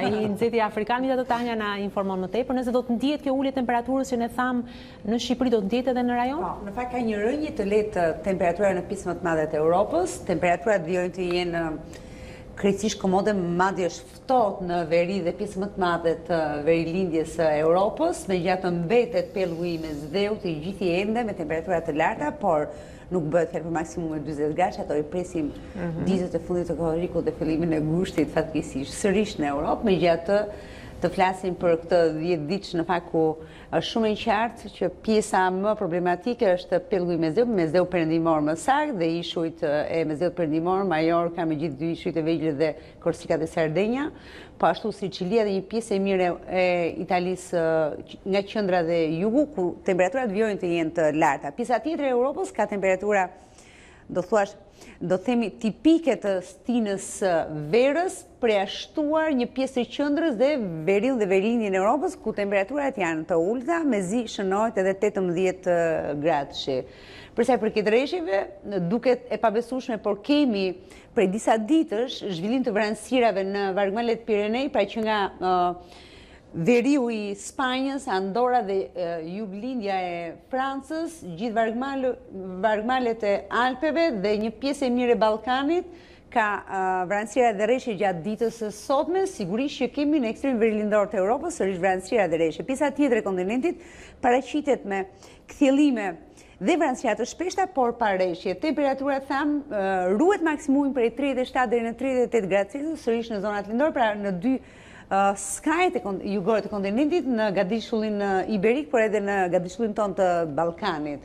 Shkurtimisht për territorin shqiptar, veriu dhe qendra gjatë ditës sotme do të kenë kthjellim të shkurtra dhe vranësira të shpeshta, megjithatë rreshjet e shiut gjatë gjithë ditës së sotme janë të fokusuar kryesisht në veri dhe në verilindje.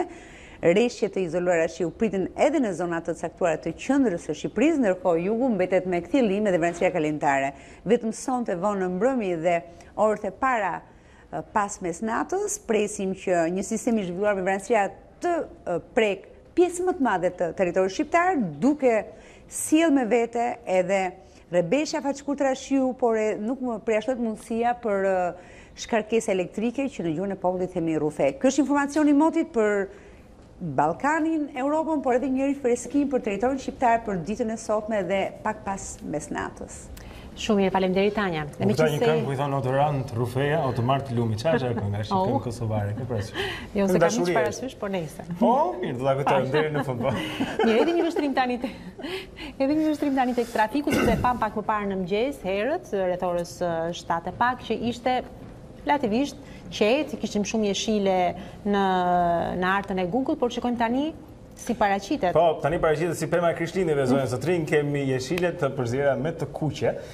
Siç mund të shohim këtu në hyrje të kryeqytetit, pra ka vështirësi në afrimin e rrethrotullimit të Shqiponjës nëse jeni duke ardhur pra nga Durrësi drejt Tiranës, ndërkohë që Teodor Keko, unaza e re, paraqitet me vështirësi dalja nga Tirana, pra dhe pritja është në dalje, ndërsa bëni rrugën tuaj drejt autostradës. Dritan Hoxha, më ngarkuar gjithashtu në dalje të Tiranës, pra drejtimi drejt rrethrotullimit të Shqiponjës nga Zogu i Zi, ndërkohë që rrethrottullimi Zogu i Zi dhe kryqëzimi 21 dhjetorit paraqiten jo keq, ka ngarkesa dhe shohim portokalli në këto kryqëzime, megjithatë janë më mirë se sa në ditë të tjera ku mund të dallojmë edhe të kuqet teksuar. Rruga Fortuzi, shikojmë se po përjeton pritje, dalja në rrugën e Durrësit e vështirë nga rruga Fortuzi, pra ka pritje atje në semaforin që lidh me rrugën e Durrësit. Gjithashtu shikojmë se ka aktivitet trafiku në bulevardin Zogu i Parë, në drejtimin drejt stacionit trenit, ai është i ngarkuar në shumicën e segmentit dhe unaza e sipërme është okej, përgjithsisht si kodra jo keq tani në mëngjes.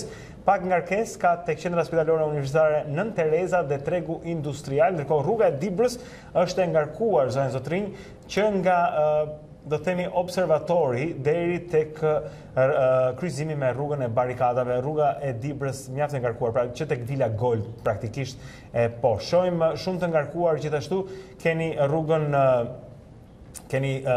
Hoxha Tasim dhe unazën e poshtme, shikojmë të ngarkuar tek zona e ministrisë së jashtme është okej, por pak më vonë pas tek ura e tabakëve ngarkohet së shumti. Gjithashtu me pak probleme shihet edhe rruga Elbasanit, jo ndonjë për të raportuar, ndërkohë që trafik ka edhe Abdyl Frashëri.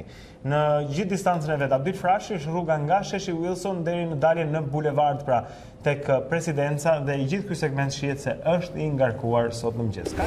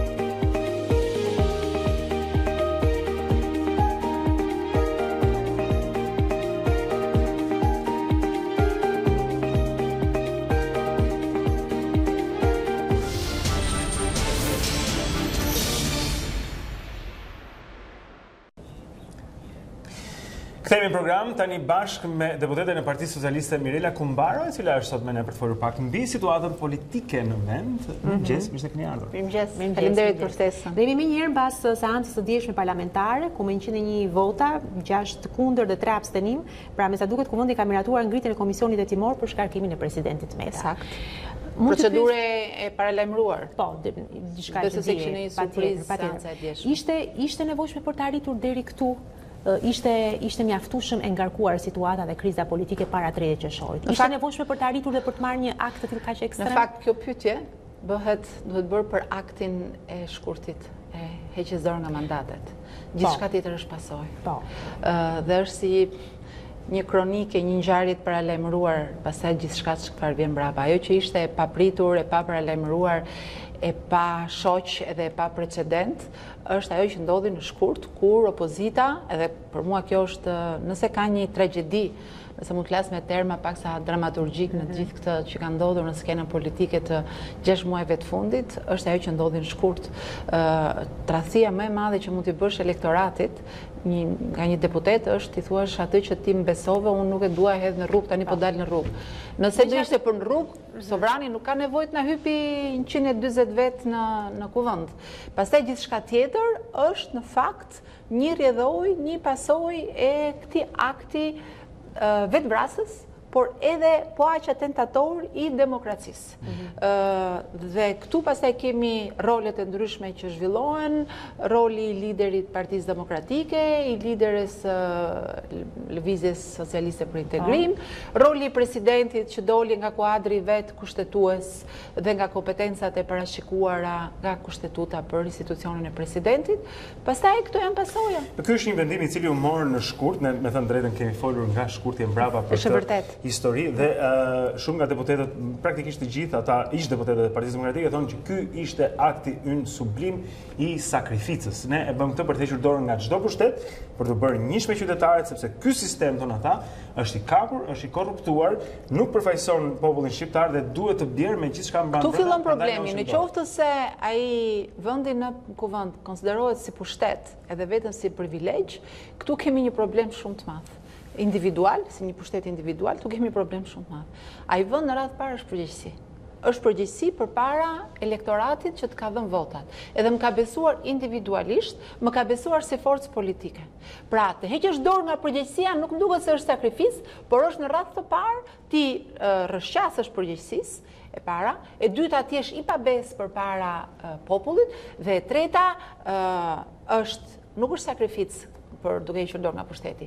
Ishte një dredhi e keqe për të parandaluar humbjen e radhës që do të vinte. Më fal, po në demokraci, një herë në 4 vjet e kemi përballjen me sa apo si e kemi fituar, justifikuar apo kërkojmë të marrim prap besimin e sovranit. Dhe në qoftë se i shmanges ditës provimit, në qoftë se një student thot në emër të sakrificës për lëndën e letërsisë, unë nuk shkoj ditën e provimit, sepse unë nuk besoj tek profesori, atëherë për çfarë ke hyrë në universitet? Megjithatë në tërë këtë kaos politik, ka përgjegjësi mazhoranca e zonja Kumbaro? Shiko, mazhoranca nuk është e lumtur. Unë personalisht, qoftë edhe si qytetare, si intelektuale, si deputete, sidomos nuk jam as pak e lumtur që t'jem në një situatë politike ku hyra në një garë dhe rivali politik e lë garën në mes. A ka diçka që mund të bërë më mirë gjatë gjithë këtyre 6 muajve të ngjeshur politikisht? Po në fakt, çfarë kemi bërë më përpara? Unë nëse ka një moment në cilën them që mbase s'duhet ta kishim bërë, sepse ajo krijoi një precedent, ishte marrëveshja e majit të vitit 2017.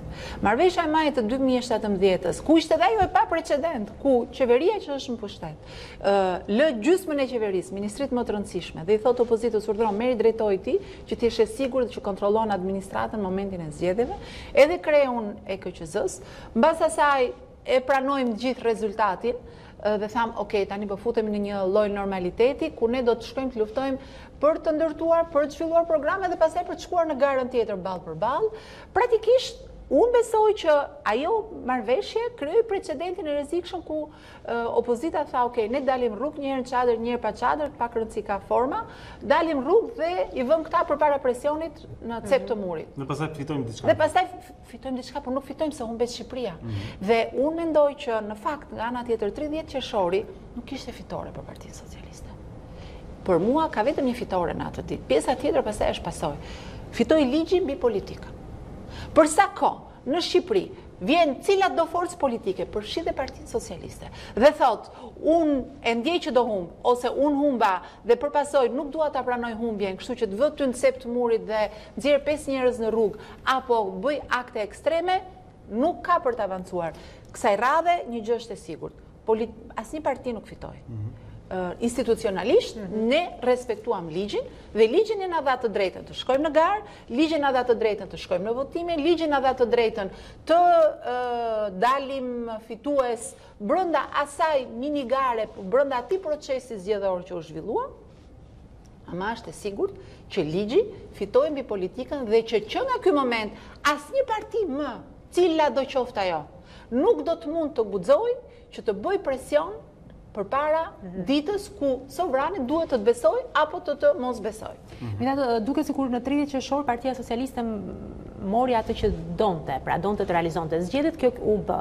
Po nuk e donte Partia Socialiste, se po do ishte. E di çfarë do donte Partia Socialiste, po ta marrim kështu strikto sensu kuptimin politik. Jo, si çdo lloj partie tjetër, si dhe Partia Demokratike, si dhe çdo lloj partie që do lindi, do dojë që ditën e zgjedhjeve të fitojë. Kjo është arsyeja pse ju ishit një garë dhe nëse do të kishim pas problem vetëm çështje fitimi apo jo fitimi, në çfarë do lloj date që të bëheshin zgjedhjet, Partia Socialiste në këtë situatë me bilancin politik, ekonomik dhe zhvillimor të 6 viteve, me bilancin politik të 2 viteve, me një kundërshtar teje të dobësuar përballë, në çfarë do lloj date do ta fitonte. Dhe madje do të ishte një fitore më e pëlqyeshme sepse nuk do ishin futur në garë, do kishin fituar më shumë bashki se sa kemi sot, pra sot kemi rreth 40 e diçka, do kishim më shumë, nuk do donim të kishim 61 sepse nuk është ky qëllimi ne e dim.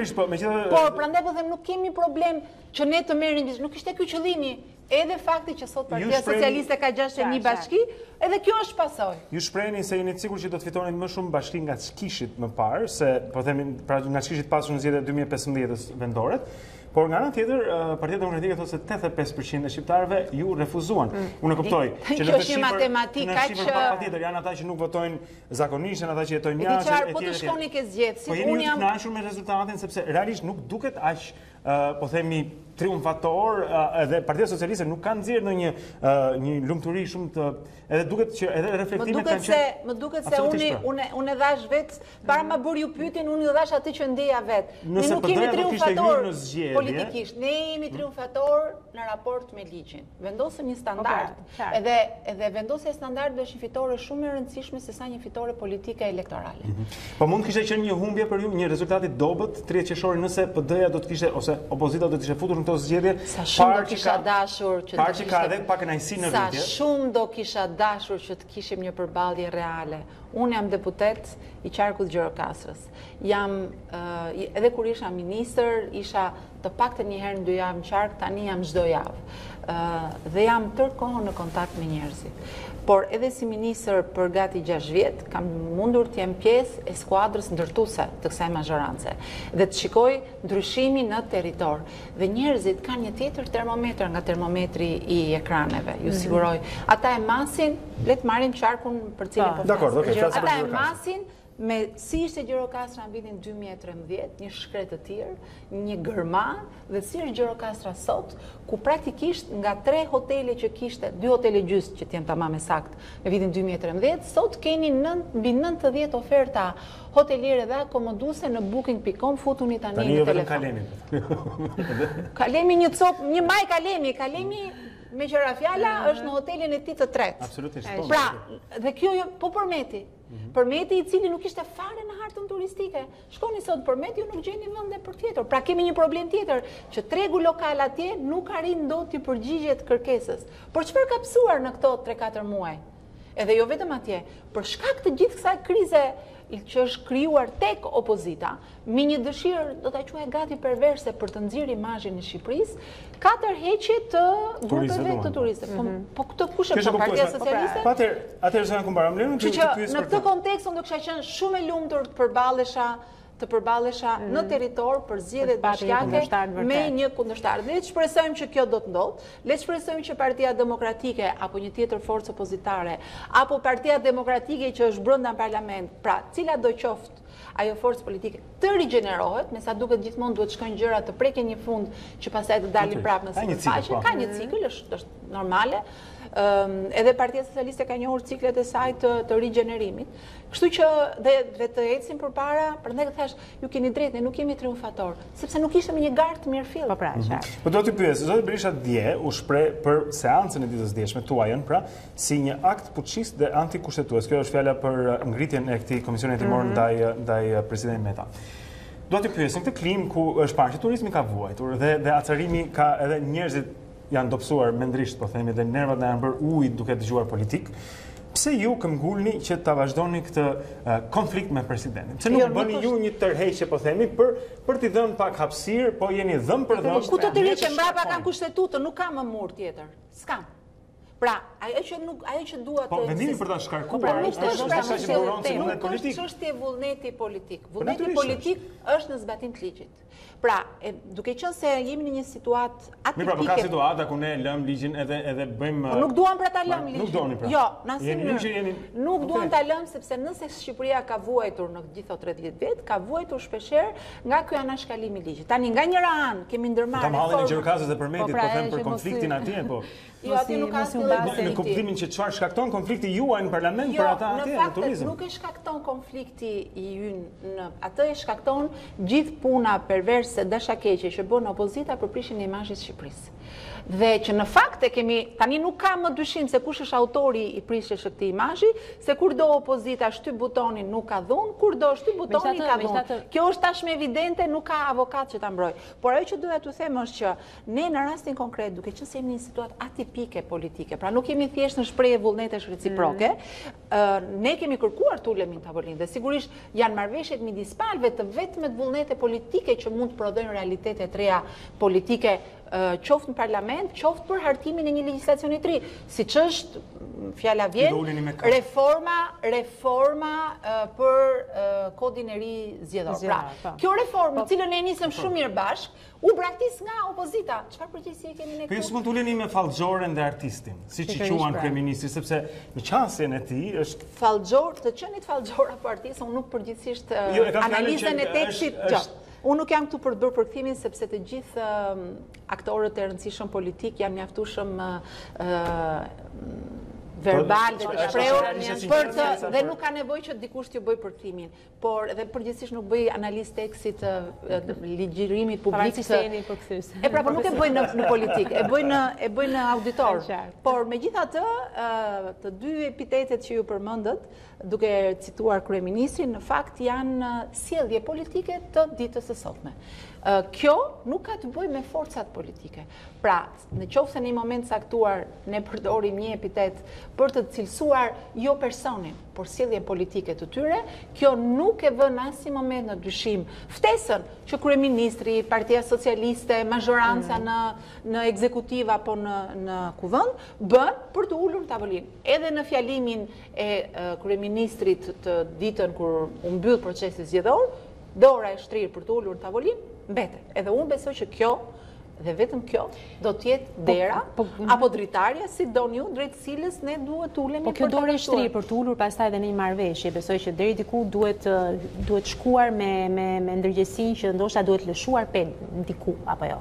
Sepse në fundit trirë që ajo që nisa edhe pak më parë, trirë qershori që ishte vënë sikur një Parti Socialiste u realizua. Jo perin apo peun se s'po e lakoj dot kushtetues dhe ligjor. Se kemi ne. Trirë qershori që ju e donit me këmbgulin dhe që nuk e donim ne. E pas të kushtetuta shumë rëndësishme sepse japim u realizua 30 qershori, dakord.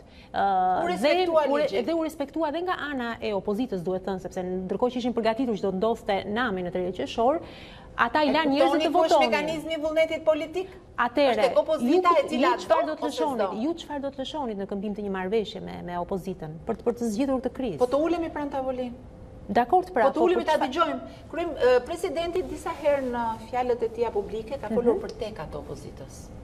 Më ka bërë përshtypje, ka thënë presidenti. Po, presidenti. Ka përmendur fjalën teka. Të paktën 2 herë jam e ndërgjeshëm, mund të ketë pas dhe një herë të tretë, ku flet që opozita duhet të heqë dorë nga tekat. Që do të thotë, sepse ajo që vetëm gjë që më rezulton që kërkon opozita, thotë Tiki Edi Rama. Më rezulton që është një tek. Sepse nuk shoh asnjë arsye ligjore, politike apo tjetër ndërkombëtare që kryeministri apo kryetari i Partisë Socialiste të largohet. Largohet nga çfarë? Ka vetëm një mënyrë se si kryetari një partie largohet. Vota e popullit, edhe një krizë qeveritare. S'kemi asnjërin dhe as tjetrën. Po nëse Partia Demokratike do të ishte dorë nga kjo, nuk do të pranonte të bënte dialog me Partinë Socialiste edhe me Edi Ramën. Që dje, jo nesër. Dje. Ju do të ishit gati gjithsesi. Jemi sot, jemi dje. Kemi qenë gjatë gjithë kësaj kohe. Dhe nuk ka dilemë për këtë, sepse nuk na bën të lumtur ne një mazhorancë e cila nuk ka një opozit që e ka opozitën rrugë. Nuk i bën mirë shoqërisë shqiptare, nuk është e shëndetshme për shoqërinë shqiptare, nuk është e shëndetshme për demokracinë dhe ju siguroj nuk është e shëndetshme as për politikën ndërkombëtare, se nuk besoj që ka njeri që beson që Shtetet e Bashkuara të Amerikës apo Bashkimi Evropian janë këtu për sytë e mazhorancës apo për vullnetin thjesht individual, qoftë Edi Ramës, qoftë qeverisë, qoftë Partisë Socialiste. Nuk ka ndodhur ndonjëherë kjo në 30 vjet. Ka një arsye që në fakt në radhë të parë është një arsye europiane, është një arsye e shtetit të së drejtës. Bashkimi Evropian dhe Shtetet e Bashkuara nuk duan në asnjë mënyrë dhe bën sens që të krijojnë modelin precedentin e tmerrshëm të atentatit kundër demokracisë, që pastaj do të kishte një efekt domino në Ballkan, do të kishte efekt domino në Europë, dhe në qoftë se kjo lejohet Shqipëri, do krijojmë precedentin shqiptar ku një forcë politike nuk fiton zgjedhjet dhe shkon. Mund të jetë evituar për momentin me që 3 qershori ndodhi po. Jo, dua të them që nuk është çështje vullneti nga ana jonë. Pra, si do komentonit protestën e djeshme të opozitës? Jemi drejt fundit të kësaj bisede. Atë që doli në në një fotografi që qarkulloi me rroba dimri dhe me palto, apo atë që ndodhi? Nuk e kishim parë këtë. Si ishte kjo? Po, e keni në fotografitë në Facebookun e kujt? Po, mund ta kërkoni lider. Nga arkiva, me sa duket. Nuk e keni parë këtë, nuk realisht. Nëse ishte kjo një batut mëngjesi, po unë besoj që nëse Lulzim Basha vazhdon kërkon le të themi dalje në rrugë, besoj që në radhë parë bën këtë për të justifikuar pozicionin e vet. Sepse nëse 30 qershori ndodhi, ligji u respektua, ju that edhe vetë opozita e pranoi dhe nuk e shtypi butonin e Molotovit, tashmë nuk ka shumë arsye që në radhë parë opozita para se të drejtohet mazhorancës duhet të bëjë analizën e vetes vet, e cila është mjaftueshme për çfarë dhe kështu. Është mjaftueshme dobësuar, ka mjaft kritika dhe zëra kritik brenda opozitës. Qoftë ata që janë të hejtë të dorëhequr, qoftë ata të cilët nuk janë më pjesë e formacionit politik, le të themi aktiv të Partisë Demokratike. Kështu që për të justifikuar karrigen e vet, atë thon Troç, Lulzim Bashës i duhet kjo nxitje. Si do t'i komentojmë këto? Por unë nuk shoh simbolika të me jemi të protesta. Pam gomarin aty, pam këto kutit tani për të shtuar numrin e njerëzve në bulevard. Por ajo që unë mendoj është që cila është kauza. Për çfarë i nxjerr njerëzit në rrugë? Për të kërkuar çfarë? Vetëm Ramaik. Ramaik nuk ka arsye që t'iki. Nuk ka arsye, e shpjegova pak më parë, që kryetari i mazhorancës, i Partisë Socialiste t'iki pa asnjë lloj arsye ligjore. Argumente mbi fenomene të ndryshme, mbi pakënaqësi, kanë institucionet që duhet të gjykojnë. Po të doni prokuroria, po të doni gjykatat, po të doni të rikthehemi në parlament të diskutojmë.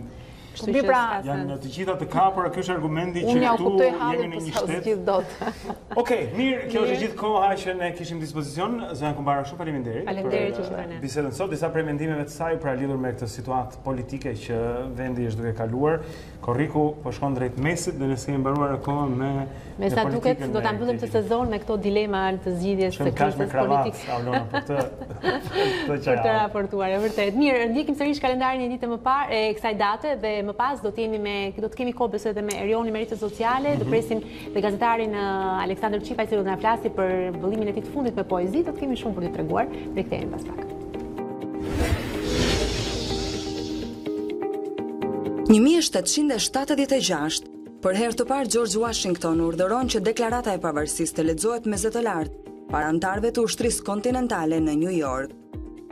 1816, Argentina shpall pavarësinë nga Spanja. Kolonizimi spanjoll i rajonit kishte filluar në vitin 1512. Pavarësia u pasua nga një luftë civile deri në 1861, e cila përfundoi me riorganizimin e vendit si federat me Buenos Airesin kryeqytet. 1850, Zachary Taylor, presidenti 12 i Shteteve të Bashkuara, ndorroi jetë në Washington pas vetëm 16 muajsh në postë. 1868, ratifikohet amendamenti 14 i Kushtetutës së Shteteve të Bashkuara për garantimin e shtetësisë së plotë për të gjithë afroamerikanët. 1877, në Londër, u organizua turneu i parë i tenisit. 1900, u nda nga jeta Jani Vreto, shkrimtar, botues dhe figure e rëndësishme e zgjimit kombëtar. 1903, diktatori i ardhshëm sovjetik Josef Stalin dënohet me 3 vjet internim në Siberi. 1922, Johnny Weissmuller noton 100 metra stil të lirë në 58.6 sekonda, duke thyer rekordin botëror dhe kufirin 1 minutë në këtë lloj gare sporti. 1957, lindi në Tiranë Ardian Klosi, publicist, përkthyes, opinionist dhe aktivist. Ai i dha fund jetës së tij në 26 prill të 2012-s. 1997, boksieri Mike Tyson u ndalua të boksonte dhe u gjobit me $3 milion pasi i këputi veshin kundërshtarit të tij, Evander Holyfield. 2001, një gjykat në Kili vendos se generali Augusto Pinochet nuk mund të gjykojë për shkeljet e të drejtave të njeriut për shkak të shëndetit të tij të përkeqësuar. 9 korriku është dita e shkatërrimit.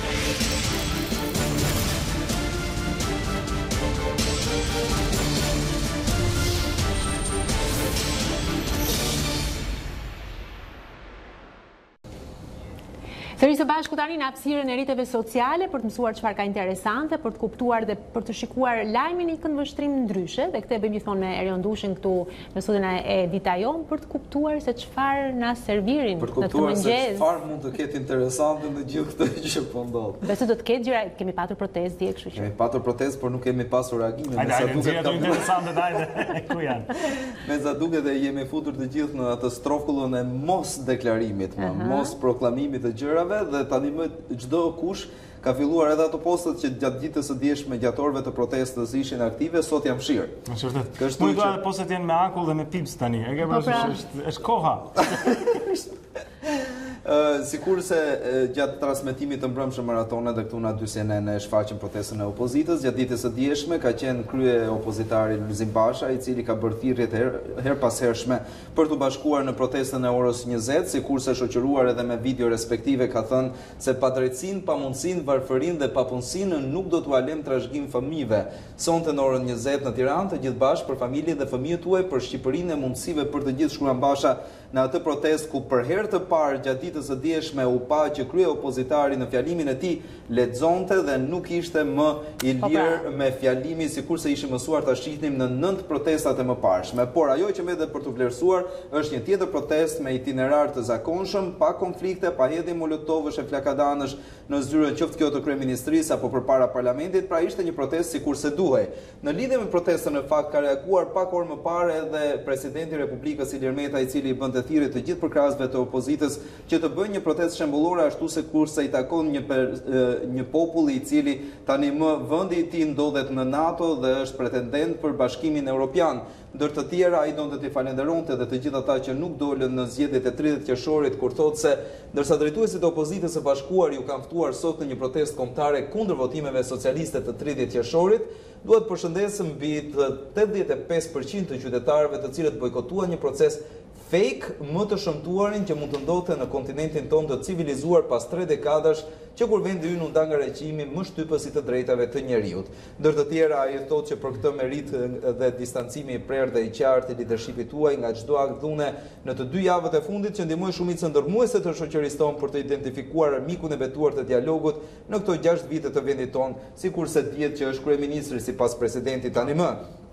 Nga kytesë shumë i rëndë, thot presidenti, ku provokua demokracia jonë dhe bashkëtesa qytetare, kjo kauzë i ka të gjitha mundësitë për të dalë shumë më të fortë vetëm përmes rezistencës qytetare dhe paqësore.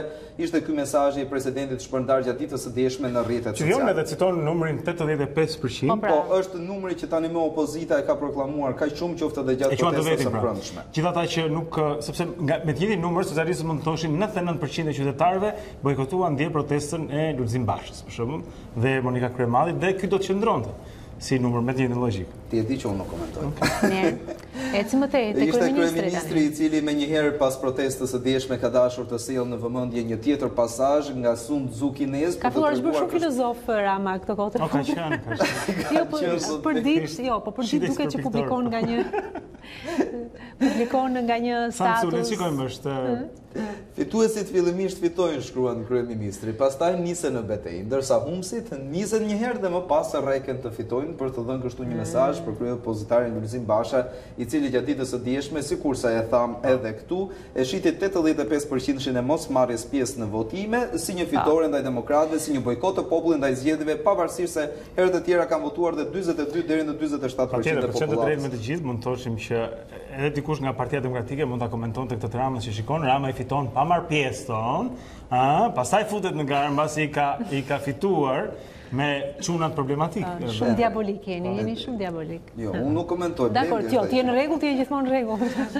Do ndalemi tani tek zhvillimet e dieshme në parlament. Në orën 17 u mbajt kjo seanca e famshme për drejtimin dhe u votua me 101 vota për ngritjen një komisioni për shkarkimin e presidentit të Republikës Ilir Meta, pavarësisht kontestimeve të ndryshme, qoftë edhe nga pala opozitare tani më që ndodhet në parlament, e cila thotë her pas here që vetëm gjykata kushtetuese mund ta marrë një vendim të tillë dhe deri më dje ndoshta vinin si kusht këtë kodin e famshëm zgjedhor që i çoi në ndasi të madhe partitë politike, por dje u pa që kishte gjithashtu edhe bashkëpunim për sa i përket votimit për shkarkimin e presidentit. Dhe gjatë fjalimit të dieshëm në parlament, kryeministri ka qenë shumë i ashpër kur e cilsoi atë si Vojokushi apo Mit Sokoli, njëri me kravatë, tjetri me pantallona plazhi. Pas këtij fjalimi të kryeministrit ka qenë ish ministrja për integrimin Dita Jonë, e cila nëpërmjet një postimi në Facebook shkruan se sot kam ndjer keqardhje për kryeministrin ilegjitim të vendit tim. Dilemë shumë e madhe duhet të jetë për të zgjedh mes të qenurit diktator i egër apo një lider i shtirur në triumfin imagjinar. Një katandisi të tillë kishte kohë që nuk e përjetonte Shqipëria për të shoqëruar pastaj me ftesën për pjesëmarrje më të gjerë në protestën e ditës së dieshme. Eci më tej me zhvillimet dhe postimet. Ka pasur gjithashtu gjatë 24 orëve të fundit, letimi brenda kësaj kohe 36 orëve të fundit, me qenë se ndodhin në Amerikë, në Washington ka pasur një protestë të disa qytetarëve shqiptar ku kërkojnë më shumë të drejta për Shqipërinë, duke marrë shkas edhe nga zhvillimet e fundit politike. Ka qenë pikërisht Nora Malaj e Lëvizjes Socialiste për Integrim, e cila ndër të tjera shkruan: "Faleminderit shqiptarëve të Amerikës, nuk ka rëndësi çfarë bën vendi yt për ty, por ka rëndësi çfarë bën ti për vendin tënd." Kjo ishte motoja e shqiptarëve, shkruan ajo që jetojnë në Amerikë, të cilët me anë të peticionit i lutën presidentit të Shteteve të Bashkuara Donald Trump që të drejtojë syt nga ky vend mik i përhershëm i Amerikës për të mos lejuar që të instalohet një autokraci e korruptuar. Faleminderit ju vëllezër e motra që keni frymën e lirisë, vijon ajo, teksa shija tubimin tuaj mu kujtuam vargjet nga poezia e madhe e Nolit, por teksa Nora Malaj shkruan vargje nga Fanoli, një letrar i madh e letrave shqipe. Kujtojmë që Nora ka qenë gjithashtu një mësuese në gjimnazin Qemal Stafa në Tiranë, ka bërë disa gabime drejt shkrimore, sikurse janë kujtuar që duhet shumës, edhe bën që i ka futur një ështes në të dyja rastet që e ka përdorur atë. Por për sa i përket protestës së shqiptarëve të Amerikës, në Amerikë ka qenë edhe presidenti i Republikës gjithashtu që ka reaguar mbi ngjarjen, i cili thotë mirënjohje të gjithë shqiptarëve të mbledhur në Washington DC para shtëpisë së Bardhë, të cilët kanë punët e tyre dhe i bashkoj shqetësimi për të ardhmen e Shqipërisë, duke konfirmuar aleancën e pathyeshme të kombit ton.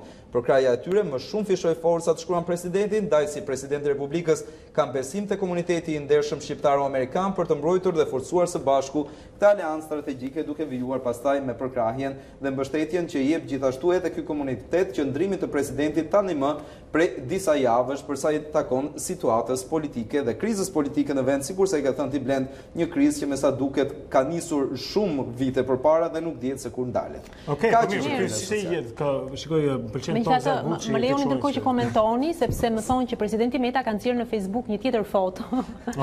Nëse Etelina më ndihmon tek në faqen Facebook të presidentit Meta. Ne kemi presidentin Landa dhe përpara faqen se si është tani. Jo, mund ta ngrem sipër. Do të thanë që ka nxjerrë një foto, nuk e di tani, në lidhje me Bëj një refresh. Ju lutem bëj një refresh. Po, ja, kjo 6 minuta. Jo. Është një foto e 4 minuta dhe më parë. Po, klikojmë aty, sepse ka nxjerrë një foto kur ka qenë duke u betuar si... Ja, kjo foto, po.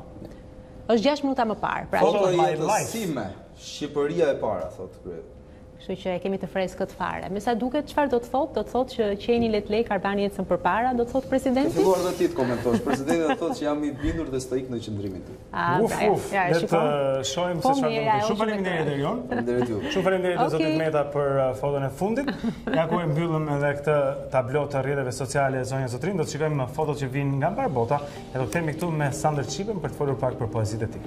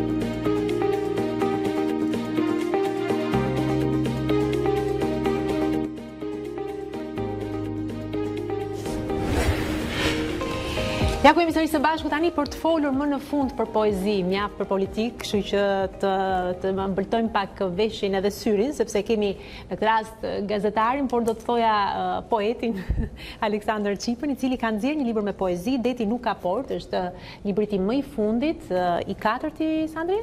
I katërti, plus një që është në italisht, 5.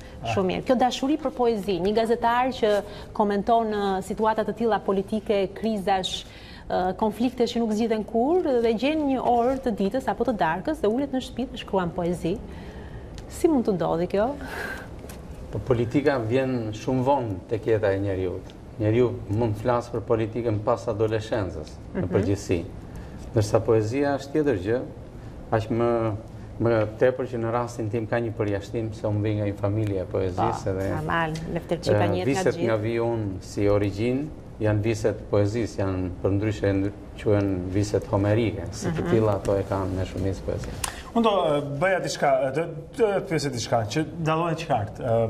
Sandër, ti jeton në Tiranë, në studio televizive gjatë gjithë kohës, je pjesëtar i kësaj jete moderne, po e quajmë, në kapacitet të plotë, megjithatë në poezinë tënde vihet re vendlindja, vihet re deti, siç vëllimi e ka titullin Deti nuk ka port, po ne na transporton në gjirin e Himarës. Pse ndodh kjo?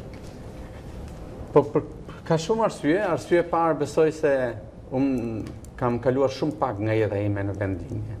Po thuhet shpesh që njeriu në moshat e para të vet pret mendjen me gjitha mënyrat i largohet vendlindjes. Dhe pastaj kur vjen mosha e maturimit njerëzor të tij, ai vret mendjen t'i rikthehet me të gjitha mënyrat. Në 4 vëvullimet e para me poezi, unë kam shumë pak nga brigjet Akrokeraune.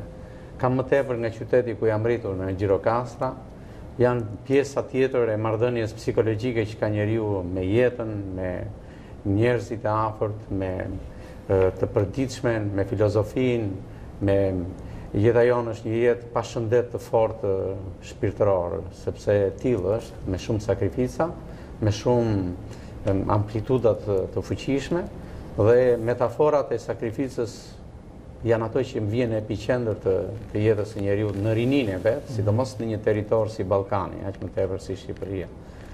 Ndërsa pas kësaj njeriu padyshim që jeton me metaforën e natyrës. Është edhe tek epi i Gilgameshit, 3 janë, le të themi, dimensione që dominojnë atë. Është njerëzorja, është hyjnorja dhe është bota e natyrës. Është një rritje, një rikthim, po themi, një... Janë interesante fakt edhe ti ke ndarë me, si thua, me bloqe dhe në bazë tematika, me cikle. Po shikoj edhe një pozitë që ke dedikuar dhe miku tënd Andrea Stefanit. Përse të erdhi kjo dëshirë për të shkuar pikërisht për të? E konsiderojnë një nga marrëdhëniet më universale të autorit në përgjithësi me vdekjen si fenomenologji njerëzore. Dhe është e pashmangshme. Në të gjitha librat njerëzor, sidomos ato me poezi, është e pashmangshme vdekja. Sepse në fakt nuk është vetëm një marrëdhënie me mistiken, me atë që ndodh pas mosqenies fizike të njeriut, por është, besoj, një element shtesë për spiritualitetin njerëzor, për mistikën njerëzore. Se shpesh ndodh një pyetje që e bëjnë shumë poet, thonë që jeta është më e gjatë pas vdekjes se sa gjatë jetës. Sepse ne nuk e dim se çfarë ndodh. Na qysh nga Dantja që nga Omeri na kanë përshkruar metaforat e famshme të ferit, purgatorit, parajsës, janë metafora në fakt, nuk janë një e vërtet, e prekshme dhe aq më tepër e meditueshme. Është shumë interesante të kjo poezi që ti ke dedikuar pikërisht Andrea Stefanit, dhe unë do lexoj vetëm këtë të fundit, strofën e fundit, sepse duket sikur është shkruar tamam për këto kohët që po jetojmë të vështira politikisht. Në fakt për këto kohë shkruar. Po me sa duket po. Mos qesh aty lart me atë dhe unë rrëmuj, këtu poshtë nuk shndrohet asnjëherë e shkuara. Kur të ikin prej këtej autorët e përhershëm, do ndreqin diçka protagonistët e përkohshëm. Po përgjën kjo mos qesh aty lart me atë dhe unë rrëmuj, që me sa duket është duke qeshur vërtet Andrea. Që jetojmë në atë tonë e shkojmë jetën në iluzion. Do të bëhet më mirë nesër, do të rregullohet, nuk do të jetë kështu, do të ndryshojë dhe njeriu harron që befas jetën fizike, natyrale të konsumon. Sa kush është dashur Sandri për të krijuar këto 82 poezi? Edhe për t'i bërë bashkë pastaj në një libër? Të them të drejtën, më duhet edhe me mundësimin tuaj të falenderoj 2 emra të cilët janë brenda mistisime, por në raportin filologjik janë më shumë se aq. Unë kam një shok të ngushtë i cili në arsyetimin tim dhe në dijen time është një konician i ditëve tona. Ai jeton në Amerikë, është Gzim Basha, është një poet dhe filolog i jashtëzakonshëm nga Lazarati. Ka pas një përvojë profesionale kur ka qenë korrespondent i Zërit Amerikës në Gjirokastër. Ai është dhe redaktori i librit tim, jo vetëm i këtij libri, po dhe librit të mëparshëm. Edhe 2 miqtë e mi, por në mënyrë veçantë Behar Gjokën, kritik i njohur, që më kanë ofruar dhe një konsulencë, dhe Preç Zogaj si recenzent. Këto janë poezi që unë në fakt nuk botoj shpesh poezi, botoj njërë në 5 vjetë, por nuk shkëputem nga poezia, kam shumë se 40 e ca vjetë marrëdhënie me poezin. Vitet e fundit për shkak edhe të moshës, unë bëj dhe redaktorin e timet, përgatitjen e librave të vetë, por kam pas një fat për cilën të në drejtën ndjej një lumturi njerëzore, sepse në këtë rrugë është edhe i mbirë, edhe i të votuar disa. Çfarë do të babai kur lexon poezitë tua? Lefter Qipa. Këtë libër e ka pëlqyer, ndërsa librat e mëparshëm nuk i ka pëlqyer fare. Fare. Ndërsa këtë libër them drejtën ka ndryshuar kryeplot mendje. Më kujtove një poezi të vjetër të Kalares ku Jadi ka lexuar një poezi të tij në gazetë. Me që jemi tek babai, ka një poezi e cila mua më pëlqeu dhe quhet I mat ka një hall për qiejt. Nëse më lejon ta lexoj shumë shpejt, dhe thot: me qindra cigare ndezë sulmon mushkrit dhe qiejve u jep sinjale me tymin.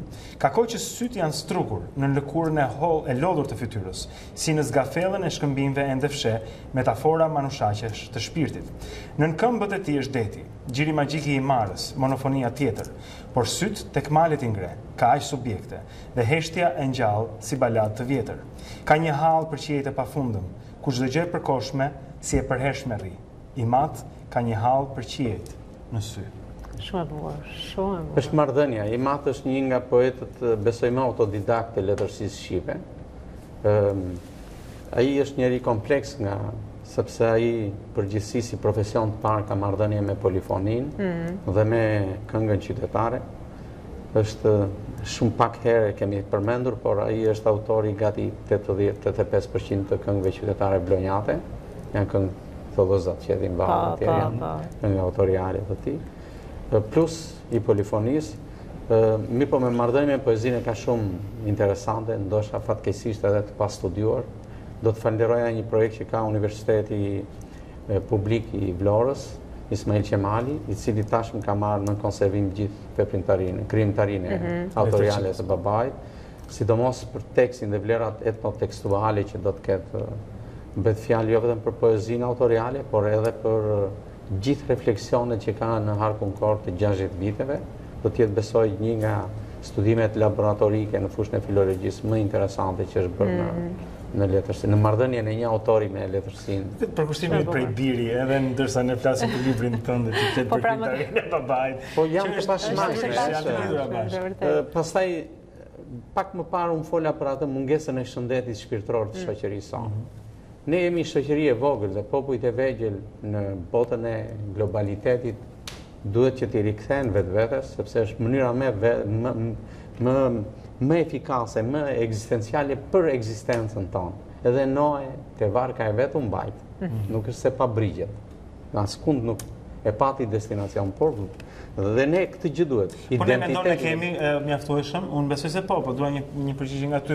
Këtë varg të Noes, këtë varg shqiptare të vlerave të artit të kulturës. E kemi. Kultura jonë ka një dimension autenticiteti që nuk e kanë kulturat e tjera. Në këtë pikë ne jo më kot na quajnë vëllezërit e helenëve të tjetër, sepse jemi vërtet kultura jonë është një kulturë. Pavarësisht nga fatkeqësia e madhe e mungesës së shkrimit ose artefaktit shkrimor, por ne kemi kulturën dhe e kemi ndoshta si askush tjetër të ngjashëm me pak popull në këtë glob, kulturën ruajtur në autodidaksinë e saj, kostumet, të gjitha, etnografia është tjetër që po kultura në përgjithësi me gjithë dimensionet e saj është unike në Shqipëri. Vini re, vetëm fakti që ne kemi 80% të territorit arkeologjik të pa zbuluar, ky është një fakt I madh. Ne mund ta trondisim vërtet dijen kulturologjike globale nëse do ta kemi të zbuluar territorin tonë. E mendoj shumë si ty. Shikoj Aulonën që po pra, jam gati sepse kam gjetur një poezi që është deti nuk ka port, meqense I ka dhënë edhe titullin shumë pak për ta mbyllur Sandri, sepse po më pëlqen kjo hapësirë. Atëre, për tek deti mos kërko port, ku mund të hysh si në shtëpi. Dall nga kur nuk është një shkallë, as ngjitesh, as bret në thellësi. As oborzi tek shtëpia nuk ka, trokitja nuk vlen për të hyrë. Deti është botë e ujit para nesh, ka shije të kriptën, shijon zanafil. Etjera është akoma më gjatë. Janë vërtet poezi që vërtet të bëjnë për vete kur I lexon, kur I shfleton, kështu që vërtet. Një fundet si të vjen poezia, si Vjen natyrisht në kushtet e sotme. Je në makinë, je në shtëpi, gjithkund. Tani kemi mundësinë e celularit. Në celular. Në jo pak raste dhe në biseda politike. Ajo që duhet them unë është ky është një vëllim që unë kam pretendimin se evidentojmë si një poet mesdhetar. Dhe ka një qasje të debatueshme në studimet kritike shqiptare, sepse letërsinë tonë e konsiderojnë si një letërsi të sterest, kontinentale, dhe jo një letërime. Ne kemi një letërsi. Poeti më të madh po e themi të rilindjes, kë kemi ne Naimi, dhe natyrisht ai nuk e ka se ka indulgjencë nga letërsia perse, por ne kemi Derado, që është poeti i madh. Është poeti i madh për dy kombe, edhe për italianët dhe për ne. Konsiderohet vetëm për kësaj mesdhetar. Dhe ai është mesdhetar. Po autorë të tjerë, nuk po flas pasaj për poetët e qarkut tim Vlorës, Fato Sarafi, Nadia Stani. Mirë, janë ato që mburin Vlora. Ne kemi një letërsi të shkëlqyer mesdhetare. Ashtu si kundër kanë italianët, po themi Ungaretin, Montalen e tjerë, ne kemi autor të një dimensioni dhe valencë letrare si askush tjetër të krahasuar. Shumë mirë, ky është libri për cilin, pse jo, ndoshta edhe në Vlorë apo në Jug apo poshtë Çadrës mund të konsumoni poezi të mirë, sepse ja vlen. Është Aleksandër Qipa, pra deti nuk ka port, është kjo mënyra se si vjen gazetari. Unë jam gati e tunduar të pyes për situatën e fundit politike në vend, por nuk ta bëj. Jo, let mos ta. Nuk do ta bëj. Prishim të shihet mirë. Gjithsesi, kështu që vërtet faleminderit që ishe me ne Sandri dhe u shpërfaqe ndryshe nga të tjerë. Faleminderit. Dhe uroj një verë të mbarë. Faleminderit. Deti nuk ka port, zonë zotrin, nga Aleksandër Qipa dhe shpjegatuese Dritëro, mund ta gjeni në çdo librari. Është koha tani për t'ju thënë mirëpafshim për sot, do të takojmë sërish nesër në orën 7, do të jemi këtu së bashku me Aulonën dhe gjithë shokët edhe shoqet e tjerë që punojnë para dhe pas ekranit për ta bërë të mundur këtë program. Dita Jonë mbaron, nuk mbarojnë lajmet në aty CNN, Alba Liçani është duke ardhur mbas pak. Ose shpoat se tu mbace. Ndërkohë shkarkonin telefonin tuaj edhe aplikacionin Shepat A2 CNN. Alba do të jetë me lajmet më të fundit të ditës dhe ne takojmë siç tha dhe Blendi nesër në orën 7. Mirupafshim.